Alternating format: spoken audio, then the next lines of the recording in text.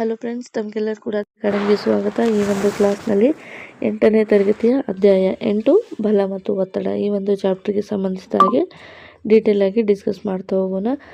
ಈ ಒಂದು chapter TET, GP star, HST SR ಎಕ್ಸಾಮಿನೇಷನ್ಗೆ ಸಂಬಂಧಿಸಿದ ಹಾಗೆ ಹೈ ಲೆವೆಲ್ ಕ್ಲಾಸ್ನ ನೋಟ್ಸ್ ಮತ್ತು ಮಲ್ಟಿಪಲ್ ಚಾಯ್ಸ್ ಕ್ವಶನ್ಗಳನ್ನು ಡಿಸ್ಕಸ್ ಮಾಡ್ತಾ ಹೋಗೋಣ. ಇದೇ ಮೊದಲ ಬಾರಿಗೆ ನಮ್ಮ ಚಾನಲನ್ನು ನೋಡ್ತಾ ಇದ್ದರೆ ಅಥವಾ ಸಬ್ಸ್ಕ್ರೈಬ್ ಮಾಡದೆ ನೋಡ್ತಾ ಇದ್ದರೆ ದಯವಿಟ್ಟು ಸಬ್ಸ್ಕ್ರೈಬ್ ಮಾಡ್ಕೊಳ್ಳಿ. ಓಕೆ, ಇದು ತುಂಬಾ ಇಂಪಾರ್ಟೆಂಟ್ ಆಗಿರುವಂಥ ಚಾಪ್ಟರ್ ಇದೆ.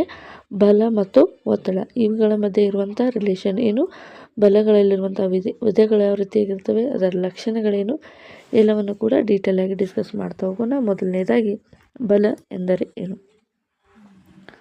ಬಲ ಎಂದರೆ ಏನು? ಬಲ ಎಂದರೆ ಯಾವುದಾದ್ರೂ ಒಂದು ವಸ್ತುವಿನ ಮೇಲೆ ತಳ್ಳುವುದು ಅಥವಾ ಎಳೆಯುವುದು. ಈ ಒಂದು ಬಲದ ಪರಿಣಾಮವಾಗಿ ವಸ್ತು ಚಲಿಸಲೂಬಹುದು ಅಥವಾ ವಸ್ತು ನಿಲ್ಲಲೂಬಹುದು. ಮತ್ತು ವಸ್ತುವಿಗೆ ವೇಗ ಬದಲಾಗುವುದು, ವಸ್ತುವಿನ ದಿಕ್ಕು ಬದಲಾಗುವುದು, ವಸ್ತುವಿನ ಆಕಾರ ಬದಲಾಗುವ ಸಾಧ್ಯತೆ ಇರುತ್ತದೆ. ನೋಡಿ, ಬಲ ಅಂದರೆ ಏನಪ್ಪ ಅಂದರೆ ಒಂದು ವಸ್ತುವಿನ ಮೇಲೆ ನಾವು ಒಂದು ಬಲ ಪ್ರಯೋಗಿಸಿದಾಗ, ಅಂದರೆ ಯಾವುದಾದ್ರೂ ಒಂದು ಫೋರ್ಸ್ ಅಪ್ಲೈ ಮಾಡಿದಾಗ ಆ ಒಂದು ವಸ್ತುವಿನ ಸ್ಥಾನವನ್ನು ಬದಲಾಯಿಸಲು ನಾವು ತಳ್ಳುವುದು ಅಥವಾ ಎಳೆಯುವುದು. ಇದರ ಪರಿಣಾಮವಾಗಿ ಬಲವು ಪರಿಣಾಮವಾಗಿ ಆ ವಸ್ತು ಚಲಿಸಲು ಅಥವಾ ನಿಲ್ಲಲು ಪ್ರಾರಂಭಿಸಿದಾಗ ಅಲ್ಲಿ ನಾವು ಬಲ ಆ ಪ್ರಯೋಗ ಆಗಿದೆ ಅಂತ ಹೇಳ್ಬೋದು. ಮತ್ತು ವಸ್ತುವಿನಲ್ಲಿ ವೇಗ ಬದಲಾಗುವುದು, ಅದೇ ರೀತಿಯಾಗಿ ವಸ್ತುವಿನ ದಿಕ್ಕು ಕೂಡ ಬದಲಾಗುವುದು ಮತ್ತು ವಸ್ತುವಿನ ಆಕಾರ ಬದಲಾಗುವುದು. ಈ ಎಲ್ಲವೂ ಲಕ್ಷಣಗಳು ಕಂಡು ಬಂದರೆ ಅಲ್ಲಿ ಬಲ ಪ್ರಯೋಗ ಆಗಿದೆ ಅಂತ ಹೇಳ್ತೀವಿ. ಒಂದು ಚಲಿಸುತ್ತಿರುವ ವಸ್ತುವನ್ನು ನಿಲ್ಲಿಸ್ಬೋದು ಅಥವಾ ನಿಂತಿರುವಂಥ ವಸ್ತುವನ್ನು ಚಲಿಸಲು ಮಾಡ್ಬೋದು. ಈ ರೀತಿಯಾದ ಸಂದರ್ಭದಲ್ಲಿ ಬಲ ಪ್ರಯೋಗ ಆಗಿರುತ್ತೆ. ವಸ್ತು ಮೊದಲಿಗೆ ಸ್ಲೋ ಆಗ್ತಾ ಇದ್ದರೆ ಆ ವಸ್ತುವಿನ ವೇಗ ಮತ್ತೆ ಜಾಸ್ತಿ ಮಾಡಿದಾಗ ಅಲ್ಲಿ ವೇಗ ಬದಲಾದಾಗ ಬಲ ಅಪ್ಲೈ ಆಗಿರುತ್ತೆ. ಅಥವಾ ಒಂದು ವಸ್ತು ಒಂದು ದಿಕ್ಕಿನಲ್ಲಿ ಹೋಗ್ತಿರುವಾಗ ಅದರ ದಿಕ್ಕು ಬದಲಾದರೆ ಅಲ್ಲಿಯೂ ಕೂಡ ಬಲ ಪ್ರಯೋಗ ಆಗಿರುತ್ತೆ. ಮತ್ತು ಯಾವುದೇ ಒಂದು ವಸ್ತು ಇರಲಿ ಅದರ ಮೇಲೆ ಬಲ ಪ್ರಯೋಗ ಆದರೆ ಅದರ ಆಕಾರ ಬದಲಾಗುತ್ತದೆ. ಇವೆಲ್ಲವೂ ಕೂಡ ಏನಾಗುತ್ತೆ, ಬಲದ ಪರಿಣಾಮವಾಗಿ ಉಂಟಾಗುವಂಥ ಒಂದು ಲಕ್ಷಣಗಳು. ಉದಾಹರಣೆಗಳನ್ನು ನೋಡ್ತಾ ಹೋಗೋಣ. ಉದಾಹರಣೆಗಳು: ಬಾಗಿಲನ್ನು ತೆಗೆಯುವುದು, ಇದು ಒಂದು ಬಲಕ್ಕೆ ಉದಾಹರಣೆ. ಚೆಂಡನ್ನು ಎಸೆಯುವುದು, ಇದು ಕೂಡ ಬಲಕ್ಕೆ ಉದಾಹರಣೆ. ಬ್ರೇಕ್ ಹಾಕುವುದು. ಸರಳವಾಗಿ ಹೇಳುವುದಾದರೆ ವಸ್ತುವಿನಲ್ಲಿ ಬಲ ಎಳೆಯುವುದು ಅಥವಾ ತಳ್ಳುವುದು, ಎಸೆಯುವುದು ಈ ಎಲ್ಲ ರೀತಿ ಬದಲಾವಣೆಗಳು ಕಂಡು ಬಂದರೆ ಅದು ವಸ್ತುವಿನಲ್ಲಿ ಯಾವುದೇ ಒಂದು ಬದಲಾವಣೆ ತರುವುದೇ ಬಲ ಅಂತೇಳಿ ಕರಿತೀವಿ. ನೆಕ್ಸ್ಟ್ ಏನಪ್ಪ ಅಂದರೆ ಪರಸ್ಪರ ಕ್ರಿಯೆಯಿಂದ ಉಂಟಾದ ಬಲಗಳು. ಪರಸ್ಪರ ಕ್ರಿಯೆಯಿಂದ ಉಂಟಾದ ಬಲಗಳು.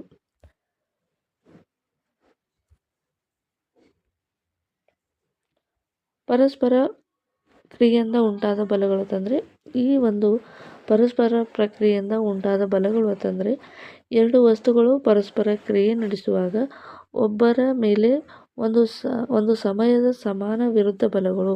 ಅಥವಾ ಈ ಎರಡು ವಸ್ತುವನ್ನು ನಾವು ಗಮನಿಸಿದಾಗ ಆ ವಸ್ತುಗಳು ಫಾರ್ ಎಕ್ಸಾಂಪಲ್ ಯಾವುದೇ ಒಂದು ವಸ್ತುವನ್ನು ನಾವು ಜೋರಾಗಿ ಎಳಿತಾ ಇದ್ದೀವಿ ಅಂದರೆ ಅಲ್ಲಿ ಇಬ್ಬರು ಪರ್ಸನ್ಗಳಿದ್ದಂಗೆ.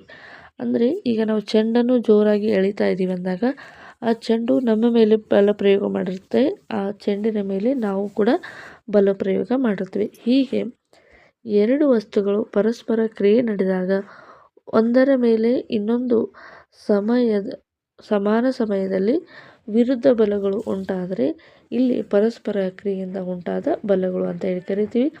ಉದಾಹರಣೆಗೆ ಒಂದು ಕ್ರಿಯೆ ಮತ್ತು ಪ್ರತಿಕ್ರಿಯೆ ಬಲಗಳು, ಆ್ಯಕ್ಷನ್ ಆ್ಯಂಡ್ ರಿಯಾಕ್ಷನ್ ಫೋರ್ಸ್ ಅಂತೇಳಿ ಕರಿತೀವಿ. ಇದು ನ್ಯೂಟನ್ ಚಲನೆಯ ಮೂರನೇ ನಿಯಮ. ನ್ಯೂಟನ್ ಚಲನೆಯ ಮೂರನೇ ನಿಯಮ ಏನು ಹೇಳುತ್ತೆ ಅಂದರೆ ಒಂದು ವಸ್ತುವನ್ನು ನಾವು ಗೋಡೆಗೆ ಎಸೆದಾಗ ಯಾವ ಒಂದು ಬಲದಿಂದ ಗೋಡೆಗೆ ಚೆಂಡನ್ನು ಎಸಿತೀವಿ ಅದೇ ಬಲದಿಂದ ಆ ಚೆಂಡು ವಾಪಸ್ ಬರುತ್ತೆ. ಇದನ್ನು ಕ್ರಿಯೆಗೆ ಸಮನಾದ ಪ್ರತಿಕ್ರಿಯೆ ಉಂಟಾದರೆ ಅದಕ್ಕೆ ನ್ಯೂಟನ್ ಚಲನೆಯ ಮೂರನೇ ನಿಯಮ ಅಂತ ಕರಿತೀವಿ.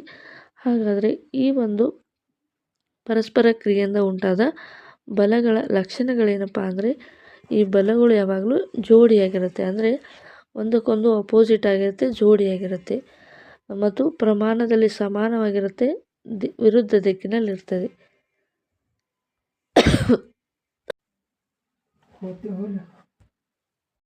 ಸಮಾನವಾಗಿ ವಿರುದ್ಧ ಮತ್ತು ದಿಕ್ಕಿನಲ್ಲಿ ಈ ಒಂದು ಘಟನೆಯನ್ನು ನಾವು ಹಗ್ಗ ಜಗ್ಗುವಂಥ ಆಟದಲ್ಲಿ ನೋಡುತ್ತೀವಿ. ಎರಡು ಸಮಾನ ಬಲವುಳ್ಳಂಥವರು ವಿರುದ್ಧ ದಿಕ್ಕಿನಲ್ಲಿ ಎಳೆಯುವುದರಿಂದ ಆ ಒಂದು ಹಗ್ಗದಲ್ಲಿ ಏನಾಗೋದಿಲ್ಲ, ವ್ಯತ್ಯಾಸ ಕಾಣೋದಿಲ್ಲ. ಅಂದರೆ ಅದರ ಸ್ಥಾನದಲ್ಲಿ ಬದಲಾವಣೆ ಆಗೋದಿಲ್ಲ. ಆವಾಗ ಏನಾಗಿರುತ್ತೆ, ಬಲ 0 ಆಗಿರುತ್ತೆ. ಈ ಒಂದು ಉದಾಹರಣೆಯನ್ನು ನೋಡೋದಾದರೆ, ಈಗ ಉದಾಹರಣೆ, ಒಂದು ಗೋಡೆಯನ್ನು ತಳ್ಳಿದರೆ ಗೋಡೆಯು ಕೂಡ ನಮ್ಮನ್ನು ಏನು ಮಾಡುತ್ತೆ, ತಳ್ಳುತ್ತೆ. ಅಂದರೆ ಸಮಾನ ಮತ್ತು ವಿರುದ್ಧ ದಿಕ್ಕಿನಲ್ಲಿ ಬಲಗಳು ಉಂಟಾದಾಗ ಯಾವುದೇ ವಸ್ತುವಿನಲ್ಲಿ ಬದಲಾವಣೆ ಆಗೋದಿಲ್ಲ ಅಂಥೇಳಿ ನಾವಿಲ್ಲಿ ನೋಡ್ಬೋದು. ನೆಕ್ಸ್ಟ್ ಏನಪ್ಪ ಅಂದರೆ, ನೆಲದ ಮೇಲೆ ನಡೆಯುವಾಗ ನಾವು ನೆಲವನ್ನು ಹಿಂದಕ್ಕೆ ತಳ್ಳುತ್ತೇವೆ, ನೆಲವು ನಮ್ಮನ್ನು ಮುಂದಕ್ಕೆ ತಳ್ಳುತ್ತದೆ. ಅಂದರೆ ಯಾವುದೇ ರೀತಿಯಾದ ಘರ್ಷಣೆ ಇಲ್ಲದೆ ಯಾವುದೇ ಒಂದು ವಸ್ತುವಿನ ಮೇಲೆ ಏನಾಗೋದಿಲ್ಲ, ಅದರ ಒಂದು ಚಲನೆ ಉಂಟಾಗೋದಿಲ್ಲ. ಈ ರೀತಿಯಾಗಿದ್ದಾಗ ನೆಲವನ್ನು ನಾವು ಹಿಂದಕ್ಕೆ ತಳ್ಳಿದಾಗ ನೆಲವು ನಮ್ಮನ್ನು ಮುಂದಕ್ಕೆ ತಳ್ಳುತ್ತದೆ. ಅಲ್ಲಿ ಏನಾಗ್ತಾ ಇದೆ ಅಂದರೆ, ಸಮಾನವಾದ ಮತ್ತು ವಿರುದ್ಧ ಬಲಗಳು ಅಲ್ಲಿ ಉಂಟಾಗ್ತಾ ಇರೋದ್ರಿಂದ ಇದು ಕೂಡ ಏನಾಗುತ್ತೆ, ಪರಸ್ಪರ ಕ್ರಿಯೆಯಿಂದ ಉಂಟಾದ ಬಲಗಳಿಗೆ ಉದಾಹರಣೆ ಆಗುತ್ತೆ. ಈಗ ಬಂದೂಕಿನಿಂದ ಗುಂಡು ಹಾರಿಸಿದಾಗ ಗುಂಡು ಮುಂದಕ್ಕೆ ಹೋಗುತ್ತದೆ, ಬಂದೂಕು ಹಿಂದೆ ಸರಿಯುತ್ತದೆ. ಇದಕ್ಕೆ ಸಮಾನ ಮತ್ತು ವಿರುದ್ಧ ದಿಕ್ಕಿನಲ್ಲಿ ಬಲಗಳು ಉಂಟಾಗುತ್ತೆ. ಉದಾಹರಣೆಗೆ, ಈಜುವಾಗ ನೀರನ್ನು ಹಿಂದಕ್ಕೆ ತಳ್ಳುತ್ತೇವೆ, ನೀರು ನಮ್ಮನ್ನು ಏನು ಮಾಡುತ್ತೆ, ಮುಂದಕ್ಕೆ ತಳ್ಳುತ್ತದೆ. ಇಲ್ಲಿಯೂ ಕೂಡ ಸಮಾನ ಮತ್ತು ವಿರುದ್ಧ ಬಲಗಳು ಉಂಟಾಗ್ತವೆ. ನೆಕ್ಸ್ಟ್, ಬಲಗಳ ಅನ್ವೇಷಣೆ ಎಂದರೇನು? ಬಲಗಳ ಅನ್ವೇಷಣೆ ಎಂದರೆ ಇಲ್ಲಿ ಒಂದು ವಸ್ತುವಿನ ಮೇಲೆ ಕಾರ್ಯನಿರ್ವಹಿಸುವ ಎಲ್ಲ ಬಲಗಳನ್ನು ಗುರುತಿಸಿ ಅವುಗಳ ದಿಕ್ಕು ಮತ್ತು ಪರಿಣಾಮಗಳನ್ನು ತಿಳಿಯುವಂಥ ಪ್ರಕ್ರಿಯೆಗೆ ಬಲಗಳ ಅನ್ವೇಷಣೆ ಅಂತ ಕರಿತೀವಿ. ಅಂದರೆ ಯಾವುದೇ ಒಂದು ವಸ್ತುವಿನ ಮೇಲೆ ಒಂದು ಬಲ ಪ್ರಯೋಗವಾದಾಗ ಆ ಬಲ ಪ್ರಯೋಗದ ದಿಕ್ಕು ಯಾವುದಿದೆ, ಅದು ಎಷ್ಟು ಪ್ರಮಾಣದಲ್ಲಿ ಚಲನೆಯನ್ನು ಮಾಡಿದೆ, ಇದಕ್ಕೆ ನಾವು ಏನಂತ ಕರಿತೀವಪ್ಪ ಅಂದರೆ ದಿಕ್ಕು ಪರಿಣಾಮ. ಈಗ ಬಲಕ್ಕೆ ದಿಕ್ಕು ಮತ್ತು ಪರಿಣಾಮವನ್ನು ತಿಳಿಯುವಂಥ ಪ್ರಕ್ರಿಯೆಗೆ ನಾವು ಬಲದ ಅನ್ವೇಷಣೆ ಅಂತ ಕರಿತೀವಿ. ಈಗ ಇಂಗ್ಲೀಷ್ನಲ್ಲಿ ನಾವು ಇದನ್ನು ಐಡೆಂಟಿಫಿಕೇಷನ್ ಅಥವಾ ಎಕ್ಸ್ಪ್ಲೋರೇಷನ್ ಆಫ್ ಫೋರ್ಸ್ ಅಂತ ಹೇಳಿ ಕರಿತೀವಿ. ಇಲ್ಲಿ ಬಲಗಳ ಅನ್ವೇಷಣೆ ಉದ್ದೇಶ ಎಂಥದ್ದು ಅಂತ ನೋಡಿದಾದರೆ, ಇಲ್ಲಿ ವಸ್ತು ಚಲಿಸುವುದೇಕೆ ಅಥವಾ ನಿಲ್ಲುವುದೇಕೆ. ಈಗ ನಾವು ಯಾಕೆ ಬಲಗಳ ಒಂದು ಅನ್ವೇಷಣೆ ಮಾಡಬೇಕು, ಯಾಕೆ ಎಕ್ಸ್ಪ್ಲೋರ್ ಮಾಡಬೇಕು, ಯಾಕೆ ಗುರುತಿಸಬೇಕು ಅಂತ ನೋಡೋದಾದರೆ, ಇಲ್ಲಿ ಯಾವುದೇ ಒಂದು ವಸ್ತು ಚಲಿಸ್ತಾ ಇದೆ ಅಂದರೆ ಅದು ಯಾಕೆ ಚಲಿಸುತ್ತೆ ಅಥವಾ ಯಾಕೆ ನಿಲ್ಲತ್ತೆ, ಇದ್ರ ಬಗ್ಗೆ ನಾವು ಸ್ಟಡಿ ಮಾಡಬೇಕಂದ್ರೆ ಬಲದ ಬಗ್ಗೆ ಅಭ್ಯಾಸವನ್ನು ಮಾಡಲೇಬೇಕು. ಅದೇ ರೀತಿಯಾಗಿ ವಸ್ತುವಿನ ವೇಗ, ದಿಕ್ಕು ಅಥವಾ ಆಕಾರದಲ್ಲಿ ಬದಲಾವಣೆ ಮಾಡಿಕೊಳ್ಳಲು ನಾವು ಇದನ್ನು ಮಾಡಬೇಕು. ಅಂದರೆ ಯಾವುದೇ ವಸ್ತುವಿನ ವೇಗ ಹೆಚ್ಚಾದರೆ ಬಲ ಹೆಚ್ಚಾಗುತ್ತೆ, ಯಾವುದೇ ವಸ್ತುವಿನ ದಿಕ್ಕು ಬದಲಾದರೆ ಬಲ ಪ್ರಯೋಗ ಆಗುತ್ತೆ, ಯಾವುದೇ ವಸ್ತುವಿನ ಆಕಾರ ಬದಲಾದರೆ ಅಲ್ಲಿಯೂ ಕೂಡ ಬಲ ಪ್ರಯೋಗ ಆಗಿರುತ್ತೆ. ಹಾಗಾದರೆ ಈ ಒಂದು ಬದಲಾವಣೆ ಬಗ್ಗೆ ನಾವು ಅರ್ಥ ಮಾಡಿಕೊಳ್ಳುವುದಕ್ಕೆ ಬಲದ ಅನ್ವೇಷಣೆ ಇಂಪಾರ್ಟೆಂಟು. ಸಮಸ್ಯೆಗಳನ್ನು ಸರಿಯಾಗಿ ವಿಶ್ಲೇಷಿಸಲು, ಅಂದರೆ ಬಲದ ದಿಕ್ಕಿನಲ್ಲಿ ಬದಲಾದರೆ, ಬಲದ ವೇಗದಲ್ಲಿ ಬದಲಾವಣೆ ಆದರೆ, ಆಕಾರದಲ್ಲಿ ಬದಲಾವಣೆ ಆದರೆ ಅಥವಾ ಸರಿಯಾಗಿ ಈ ರೀತಿಯಾದ ಬದಲಾವಣೆಗೂ ಸರಿಯಾದ ಪ್ರಮಾಣದಲ್ಲಿ ಆಗದೆ ಹೋದರೆ ಇದಕ್ಕೆ ಉಂಟಾದ ಸಮಸ್ಯೆಯನ್ನು ವಿಶ್ಲೇಷಣೆ ಮಾಡಲು ನಾವು ಬಲದ ಅನ್ವೇಷಣೆಯನ್ನು ಮಾಡ್ಕೋಬೇಕು. ಉದಾಹರಣೆಗೆ, ಮೇಜಿನ ಮೇಲೆ ಇಟ್ಟಿರುವ ಪುಸ್ತಕದ ಮೇಲೆ ಗುರುತ್ವ ಬಲದಿಂದ ಅದು ಕೆಳಗೆ ಬೀಳುತ್ತೆ. ಅಂದರೆ ಈಗ ಒಂದು ವಸ್ತುವನ್ನು ನಾವು ಮೇಲುಗಡೆ ಇಟ್ಟಾಗ ಅದು ಕೆಳಗಡೆ ಬೀಳುತ್ತೆ. ಇಲ್ಲಿ ಯಾವ ಒಂದು ಬಲ ಪ್ರಯೋಗ ಆಯಿತು, ಮೇಲಿಂದ ಕೆಳಗೆ ಏಕೆ ಬಿತ್ತು ಮತ್ತು ಅದಕ್ಕೆ ಕಾರಣ ಏನು, ಯಾವ ಬಲ ಇಲ್ಲಿ ಉಪಯೋಗಕ್ಕೆ ಬರುತ್ತೆ, ಅದರ ಬಗ್ಗೆ ಐಡೆಂಟಿಫಿಕೇಷನ್ ಮಾಡೋದಕ್ಕೆ ನಾವು ಗುರುತ್ವ ಅಥವಾ ಬಲದ ಅನ್ವೇಷಣೆ ಅಂತ ಹೇಳಿ ಕರಿತೀವಿ. ಈಗ ಗುರುತ್ವ ಬಲ ಇರೋದ್ರಿಂದ ಮೇಜೆ ಮೇಲೆ ಇಟ್ಟಿರುವಂಥ ಪುಸ್ತಕ ಏನಾಗುತ್ತೆ, ಕೆಳಗಡೆ ಬೀಳುತ್ತೆ. ಯಾವ ಬಲ, ಗುರುತ್ವ ಬಲ. ಅದೇ ರೀತಿಯಾಗಿ ಸಾಮಾನ್ಯ ಬಲ ಮೇಲಕ್ಕೆ, ಅಂದರೆ ಬಿದ್ದಿರುವ ವಸ್ತುವನ್ನು ಕೆಳಗಿಂದ ಮೇಲೆ ತೆಗೋತೀವಿ, ಅದಕ್ಕೆ ಸಾಮಾನ್ಯ ಬಲ ಅಂತೇಳಿ ಕರಿತೀವಿ. ಈ ಎರಡು ಬಲಗಳನ್ನು ಗುರುತಿಸುವುದೇ ಅನ್ವೇಷಣೆ ಬಲ ಅಂತೇಳಿ ಕರಿತೀವಿ. ಅಂದರೆ ಯಾವುದೇ ವಸ್ತುವಿನಲ್ಲಿ ಮೇಲಿಂದ ಕೆಳಗೆ ಬೀಳಲಿ, ಕೆಳಗಿಂದ ಮೇಲೆ ಹೋಗಲಿ, ಅಥವಾ ಅದರ ದಿಕ್ಕು ಬದಲಾಗಲಿ ಅಥವಾ ಅದರ ಸ್ಥಾನ ಬದಲಾಗಲಿ, ಇದಕ್ಕೆ ಏನು ಕಾರಣ ಎನ್ನುವುದನ್ನು ತಿಳ್ಕೊಳ್ಳೋದೇ ಮುಖ್ಯವಾದ ಬಲದ ಅನ್ವೇಷಣೆ.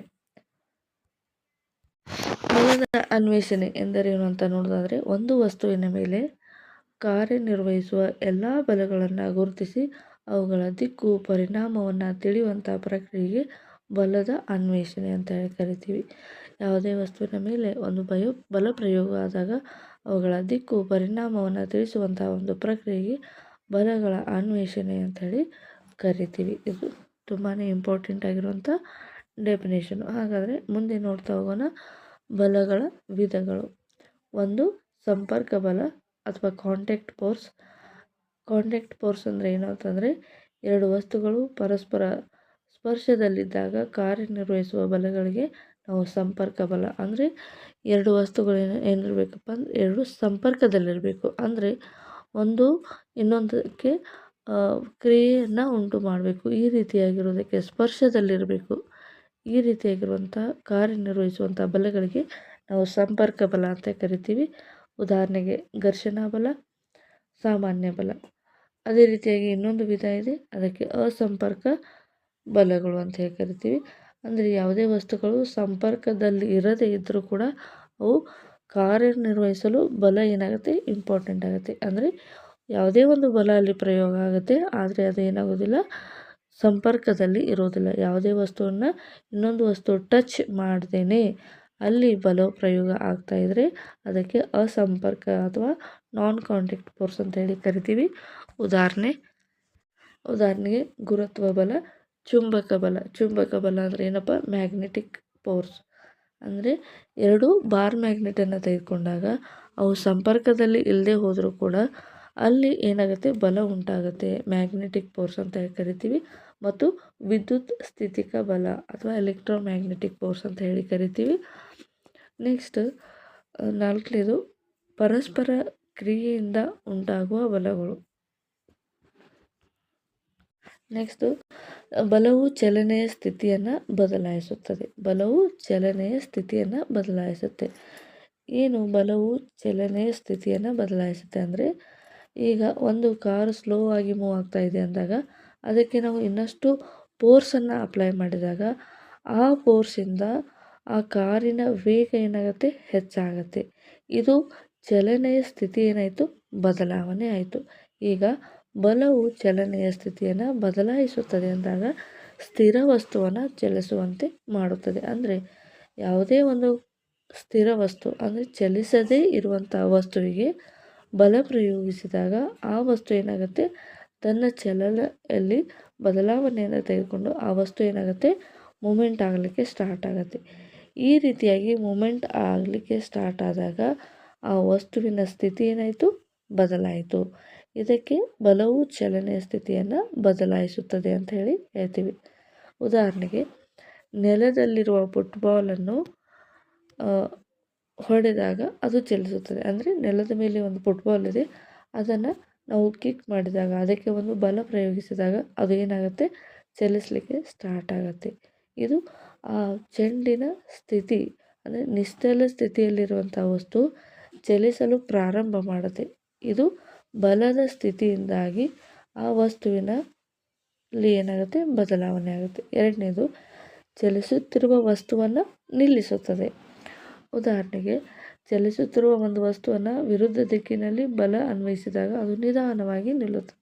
ಈಗ ನಮ್ಮ ವಿರುದ್ಧ ದಿಕ್ಕಿನಲ್ಲಿ ಒಂದು ಚೆಂಡು ಬರ್ತಾ ಇದೆ ಅಂದರೆ ನಾವು ನಿಂತಲ್ಲಿ ಅದರ ವಿರುದ್ಧ ದಿಕ್ಕಿನಲ್ಲಿ ಆ ಒಂದು ಚೆಂಡಿಗೆ ನಾವು ಬಲ ಪ್ರಯೋಗಿಸಿದಾಗ ಏನಾಗುತ್ತೆ ಅಂದರೆ ಆ ಚೆಂಡು ನಿಂತ್ಕೊಳ್ಳುತ್ತೆ. ಈ ರೀತಿಯಾಗಿ ನಿಂತ್ಕೊಂಡಾಗ ಆ ವಸ್ತುವಿನಲ್ಲಿ ಏನಾಗುತ್ತೆ ಚಲನೆಯಲ್ಲಿ ಚಲಿಸುವ ಸ್ಥಿತಿಯಿಂದ ಸ್ಥಿರ ಸ್ಥಿತಿಗೆ ಬದಲಾವಣೆ ಆಗುತ್ತದೆ. ಮೂರನೇದು ವೇಗವನ್ನು ಹೆಚ್ಚಿಸುತ್ತದೆ ಅಥವಾ ಕಡಿಮೆ ಮಾಡುತ್ತದೆ. ಅಂದರೆ ಒಂದು ಬಲವನ್ನು ಅನ್ವಯಿಸಿದಾಗ ವಸ್ತುವಿನಲ್ಲಿ ವೇಗ ಬದಲಾಗುತ್ತದೆ. ಉದಾಹರಣೆಗೆ ಕಾರಿನ ಆಕ್ಸಿಲರೇಟರನ್ನು ಒತ್ತಿದಾಗ ವೇಗ ಹೆಚ್ಚಾಗುತ್ತದೆ. ನೆಕ್ಸ್ಟ್ ನಾಲ್ಕನೇದು ಚಲನೆಯು ದಿಕ್ಕನ್ನು ಬದಲಾಯಿಸುತ್ತದೆ. ಅಂದರೆ ಬಲವು ವಸ್ತುವಿನ ಚಲನೆಯ ದಿಕ್ಕನ್ನು ಬದಲಾಯಿಸಬಹುದು. ಉದಾಹರಣೆಗೆ ಕ್ರಿಕೆಟ್ ಬಾಲನ್ನು ಬ್ಯಾಟ್ನಿಂದ ಹೊಡೆದಾಗ ಅದರ ದಿಕ್ಕು ಏನಾಗುತ್ತೆ ಬದಲಾಗುತ್ತೆ. ಇದು ಕೂಡ ಚಲನೆಯಿಂದಲೇ ಉಂಟಾಗುತ್ತದೆ. ನೆಕ್ಸ್ಟ್ ಬಲವು ಆಕಾರವನ್ನು ಬದಲಾಯಿಸುತ್ತದೆ. ಬಲ ಅನ್ವಯಿಸಿದಾಗ ಒಂದು ವಸ್ತುವಿನ ಆಕಾರ ಅಥವಾ ಗಾತ್ರ ಬದಲಾಗಬಹುದು. ಉದಾಹರಣೆಗೆ ರಬ್ಬರ್ ಬ್ಯಾಂಡನ್ನು ಎಳೆದಾಗ ಅದು ಉದ್ದವಾಗುತ್ತದೆ. ಮತ್ತು ಸ್ಪಂಜನ್ನು ಒತ್ತಿದರೆ ಅದರ ಆಕಾರ ಏನಾಗುತ್ತೆ, ಸ್ಪಂಜನ್ನು ಒತ್ತಿದಾಗ ಅದು ದಪ್ಪನೆ ಇರುವಂಥದ್ದು ಕಾಂಪ್ರೆಸ್ ಆಗುತ್ತೆ. ಮತ್ತು ಮಣ್ಣಿನ ಚೆಂಡನ್ನು ಒಡೆದರೆ ಅದು ಏನಾಗುತ್ತೆ, ಸ್ಪ್ಲಿಟ್ ಆಗಿ ಅದರ ವಿಸ್ತೀರ್ಣ ಏನಾಗುತ್ತೆ, ಜಾಸ್ತಿ ಆಗುತ್ತೆ. ಇದು ಒಂದು ವಸ್ತುವಿನ ಮೇಲೆ ಬಲ ಪ್ರಯೋಗ ಆದಾಗ ಅದರ ಆಕಾರದಲ್ಲಿ ಬದಲಾವಣೆ ಆಗುತ್ತದೆ. ಇದು ಉದಾಹರಣೆಗಳು. ನೆಕ್ಸ್ಟ್ ಇನ್ನೊಂದಿಷ್ಟು ಎಕ್ಸ್ಟ್ರಾ ಬಲದ ವಿಧಗಳೇನಪ್ಪ ಅಂದರೆ, ನಾವು ಆಲ್ರೆಡಿ ಸ್ಪರ್ಶ ಬಲ ಅಂದರೂ ಕೂಡ ಒಂದೇ, ಮತ್ತು ಇಲ್ಲಿ ಸಂಪರ್ಕ ಬಲ ಅಂದರೂ ಕೂಡ ಒಂದೇ, ಅಸ್ಪರ್ಶ ಬಲ ಅಂದರೂ ಕೂಡ ಒಂದೇ, ನಾನ್ ಕಾಂಟ್ಯಾಕ್ಟ್ ಫೋರ್ಸ್ ಅಂದರೂ ಕೂಡ ಒಂದೇ. ಅದನ್ನು ಈಗ ನೋಡಿದ್ವಿ. ಅಂದರೆ ಬಲವು ವಸ್ತುವಿನ ಆಕಾರವನ್ನು ಬದಲಿಸುತ್ತದೆ ಹೇಗೆ ಅಂತ ಇದೆ. ಸೊ ಬಲವು ವಸ್ತುವಿನ ಆಕಾರವನ್ನು ಬದಲಿಸುವುದು ಅಂದರೆ, ಬಲ ಎಂದರೆ ಅದು ಫೋರ್ಸ್, ಒಂದು ವಸ್ತುವಿನ ಮೇಲೆ ಅನ್ವಯಿಸುವ ತಳ್ಳುವಿಕೆ ಅಥವಾ ಎಳೆಯುವಿಕೆ, ಇದಕ್ಕೆ ನಾವು ಬಲ ಅಂತೇಳಿ ಕರಿತೀವಿ. ಬಲವನ್ನು ವಸ್ತುವಿನ ಮೇಲೆ ಅನ್ವಯಿಸಿದಾಗ ಅದರ ಆಕಾರ, ಗಾತ್ರ ಅಥವಾ ಸ್ಥಿತಿ ಬದಲಾಗಬಹುದು. ನಾವು ವಿಶೇಷವಾಗಿ ಆಕಾರದ ಬದಲಾವಣೆ ಬಗ್ಗೆ ತಿಳಿದುಕೊಳ್ಳೋಣ. ಮೊದಲಿಗೆ ಬಲದಿಂದ ಆಕಾರ ಹೇಗೆ ಬದಲಾಗುತ್ತದೆ ಅನ್ನೋದನ್ನು. ಯಾವ ರೀತಿ ಅಂದರೆ, ವಸ್ತುವಿನ ಮೇಲೆ ಬಲ ಪ್ರಯೋಗಿಸಿದಾಗ ಅದರ ಕಣಗಳ ನಡುವೆ ಅಂತರ ಬದಲಾಗುತ್ತೆ, ಆದ್ದರಿಂದ ವಸ್ತುವಿನ ಆಕಾರದಲ್ಲಿ ಬದಲಾವಣೆ ಆಗುತ್ತೆ. ಸಪೋಸ್ ನಾವೀಗ ಒಂದು ರಬ್ಬರ್ ಬಾಲನ್ನು ತೆಗೆದುಕೊಂಡಾಗ, ಈ ರಬ್ಬರ್ ಬಾಲ್ ಏನಿದೆ ಸ್ಟ್ರೆಚಬಲ್ ಇದೆ, ಅಂದರೆ ಕಾಂಪ್ರೆಸ್ ಆಗೋದು, ರಿಲ್ಯಾಕ್ಸ್ ಆಗೋದು ಈ ರೀತಿಯಾಗಿರುತ್ತೆ. ಸೊ ಇದರ ಮೇಲೆ ನಾವು ಈ ರೀತಿಯಾಗಿ ಬಲ ಪ್ರಯೋಗಿಸಿದಾಗ ಈ ಒಂದು ಚೆಂಡಿನಲ್ಲಿ ಚಪ್ಪಟೆ ಆಕಾರ ಬದಲಾವಣೆ ಆಗುತ್ತೆ. ಅಂದರೆ ಇದು ಸ್ಪೆರಿಕಲ್ ಇರುವಂಥದ್ದು, ಸ್ಪಿಯರ್ ಇರುವಂಥದ್ದು, ಅದನ್ನು ನಾವು ಫ್ಲ್ಯಾಟ್ ಆಗಿ ಮಾಡ್ಬೋದು. ಅಂದರೆ ವಸ್ತುವಿನ ಮೇಲೆ ಬಲ ಪ್ರಯೋಗಿಸಿದಾಗ ಇದರಲ್ಲಿರುವಂಥ ಕಣಗಳಲ್ಲಿ ಅಂತರ ಬದಲಾವಣೆ ಆಗುತ್ತೆ, ಇದರಿಂದ ವಸ್ತುವಿನ ಆಕಾರದಲ್ಲಿ ಬದಲಾಗುತ್ತದೆ. ಇದಕ್ಕೆ ಬಲದಿಂದ ಆಕಾರ ಬದಲಾಗುತ್ತದೆ ಅಂತೇಳಿ ನಾವು ಹೇಳ್ಬೋದು. ನಂತರ ಏನಪ್ಪ ಅಂದರೆ, ಯಾವ ರೀತಿಯಾಗಿ ಅಂತಂದಾಗ ಯಾವ ರೀತಿಯಾದ ಬಲವನ್ನು ಪ್ರಯೋಗಿಸಿದಾಗ ವಸ್ತುವಿನ ಆಕಾರ ಬದಲಾಗುತ್ತೆ ಅಂದರೆ, ಒಂದು ವಸ್ತುವನ್ನು ಕಾಂಪ್ರೆಸ್ ಮಾಡಿದಾಗ, ಅಂದರೆ ಬಲ ಒತ್ತಿದಾಗ, ಅಂದರೆ ಅದಕ್ಕೆ ಕಾಂಪ್ರೆಸ್ ಅಂತ ಕರಿತೀವಿ. ಒಂದು ವಸ್ತುವನ್ನು ಎಳೆದಾಗ ಅಥವಾ ಸ್ಟ್ರೆಚ್ ಮಾಡಿದಾಗ, ಮತ್ತು ಅದನ್ನು ರೊಟೇಟ್ ಮಾಡಿದಾಗ, ಮತ್ತು ಬೆಂಡಿಂಗ್ ಮಾಡಿದಾಗ ಅಥವಾ ಫೋಲ್ಡ್ ಮಾಡಿದಾಗ ಆ ಒಂದು ವಸ್ತುವಿನ ಆಕಾರ ಏನಾಗುತ್ತೆ, ಬದಲಾವಣೆ ಆಗುತ್ತೆ. ಹಾಗಾದರೆ ವಸ್ತುವಿನ ಆಕಾರ ಬದಲಾವಣೆ ಆಗೋದರಲ್ಲಿ ಎರಡು ರೀತಿಯ ವಿಧಗಳಿದ್ದಾವೆ. ಒಂದು ಎಳೆಯುವಿಕೆಯಿಂದ ಉಂಟಾದ ಆಕಾರ ಬದಲಾವಣೆ, ಇನ್ನೊಂದು ಒತ್ತುವಿಕೆಯಿಂದ ಉಂಟಾದ ಆಕಾರ ಬದಲಾವಣೆ. ಒಂದು ವಸ್ತುವನ್ನು ಎಳೆದಾಗ ಅದರ ಉದ್ದ ಹೆಚ್ಚಾಗುತ್ತದೆ. ಉದಾಹರಣೆಗೆ ರಬ್ಬರ್ ಬ್ಯಾಂಡನ್ನು ಎಳೆದಾಗ ಅದು ಉದ್ದವಾಗುತ್ತದೆ, ಸ್ಪ್ರಿಂಗನ್ನು ಎಳೆದಾಗ ಅದರ ಆಕಾರ ಬದಲಾಗುತ್ತದೆ. ಇದು ಎಳೆಯುವಿಕೆ ಅಂದರೆ ಅದನ್ನು ಸ್ಟ್ರೆಚ್ ಮಾಡೋದ್ರಿಂದ ಅದರ ಶೇಪ್ ಏನಾಗುತ್ತೆ, ಚೇಂಜ್ ಆಗುತ್ತೆ. ನೆಕ್ಸ್ಟು, ಒಂದು ವಸ್ತುವನ್ನು ಒತ್ತಿದಾಗ ಅಥವಾ ಚಪ್ಪಟೆಯಾಗಿ ಅದನ್ನು ಚಿಕ್ಕದಾಗಿ ಮಾಡೋದ್ರಿಂದ, ನಾವು ಈಗ ಸಪೋಸ್ ಒಂದು ಸ್ಪಂಜ್ ಇರುತ್ತೆ, ಆ ಒಂದು ಸ್ಪಂಜನ್ನು ಕಾಂಪ್ರೆಸ್ ಮಾಡಿದಾಗ ಅದರ ಆಕಾರ ಏನಾಗುತ್ತೆ, ಬದಲಾವಣೆ ಆಗುತ್ತೆ. ಇದಕ್ಕೂ ಕೂಡ ಏನಾಗುತ್ತೆ, ಬಲವು ಬೇಕಾಗುತ್ತೆ. ಮಣ್ಣಿನಿಂದ ಗುಡ್ಡವನ್ನು ಒಡೆದರೆ ಅದು ಬೇರೆ ಬೇರೆ ಆಕಾರವನ್ನು ಬರುತ್ತದೆ. ಅಂದರೆ ಈಗ ಒಂದು ಮಣ್ಣಿನಿಂದ ಮಾಡಿದ ಒಂದು ಬಾಲ್ ಇದೆ ಅಂತ ತಿಳ್ಕೊಳ್ಳೋಣ, ಅದನ್ನು ಒತ್ತಿದಾಗ ಅದು ಬೇರೆ ಬೇರೆ ಆಕಾರದಲ್ಲಿ ಬದಲಾವಣೆ ಆಗುವಂಥದ್ದು. ನಂತರ ಮಡಚುವಿಕೆಯಿಂದ ಆಗುವ ಆಕಾರದ ಬದಲಾವಣೆ ಅಂದರೆ, ಒಂದು ಬಲವನ್ನು ಅನ್ವಯಿಸಿದಾಗ ವಸ್ತುವನ್ನು ಮಡಿಸಿದಾಗ ಅದರ ಆಕಾರ ಬದಲಾಗುತ್ತದೆ. ಉದಾಹರಣೆಗೆ ತಂತಿಯನ್ನು ಮಡಿಸಿದರೆ ಅದರ ಆಕಾರ ಬದಲಾಗುತ್ತದೆ. ಒಂದು ಪ್ಲಾಸ್ಟಿಕ್ ಪಟ್ಟಿಯನ್ನು ಮಡಿಸಿದಾಗ ಅದು ಆಕಾರದಲ್ಲಿ ಬದಲಾಗುತ್ತದೆ. ಹಾಗಾದರೆ ವಸ್ತುವನ್ನು ತಿರುಗಿಸಿದಾಗ ಯಾವ ರೀತಿಯಾಗಿ ಆಕಾರದಲ್ಲಿ ಬದಲಾವಣೆ ಆಗುತ್ತೆ. ಒಂದು ವಸ್ತುವನ್ನು ತಿರುಗಿಸಿದಾಗ ಅದರ ಆಕಾರದಲ್ಲಿ ಬದಲಾವಣೆ ಆಗುತ್ತೆ. ಉದಾಹರಣೆಗೆ ಒಂದು ತೊಯ್ದು ಬಟ್ಟೆಯನ್ನು ನಾವು ವೃತ್ತಾಕಾರ ಪಥದಲ್ಲಿ ತಿರುಗಿಸಿದಾಗ ಅದರ ಆಕಾರ ಏನಾಗುತ್ತೆ, ಬದಲಾಗುತ್ತೆ. ಅದೇ ರೀತಿಯಾಗಿ ಒಂದು ಸ್ಕ್ರೂವನ್ನು ತಿರುಗಿಸಿದಾಗ ಅದು ಒಳಗೆ ಹೋಗುತ್ತದೆ. ಮತ್ತು ಕೊನೆಯದಾಗಿ ತಾತ್ಕಾಲಿಕ ಮತ್ತು ಶಾಶ್ವತ ಬದಲಾವಣೆ. ನೋಡಿ, ಈಗ ಬಲವನ್ನು ಪ್ರಯೋಗಿಸಿದಾಗ ವಸ್ತುವಿನ ಆಕಾರ ಬದಲಾವಣೆ ಆಗುತ್ತೆ ಎಂಬುದನ್ನು ತಿಳ್ಕೊಂಡ್ರಿ. ಯಾವ ರೀತಿಯಾಗಿ ಬದಲಾವಣೆ ಆಗುತ್ತೆ, ಯಾವ ರೀತಿಯಾದ ವಿಧಗಳಿದ್ದಾವೆ ಅದನ್ನು ಕೂಡ ನೋಡಿದರೆ ಈ ರೀತಿಯಾಗಿ ಬಲವನ್ನು ಪ್ರಯೋಗಿಸಿದಾಗ ಕೆಲವೊಂದು ವಸ್ತುಗಳಲ್ಲಿ ಏನಾಗುತ್ತೆ, ಶಾಶ್ವತವಾದ ಬದಲಾವಣೆ ಆಗುತ್ತೆ, ಕೆಲವೊಂದು ವಸ್ತುಗಳಲ್ಲಿ ತಾತ್ಕಾಲಿಕವಾದ ಬದಲಾವಣೆ ಆಗುತ್ತೆ.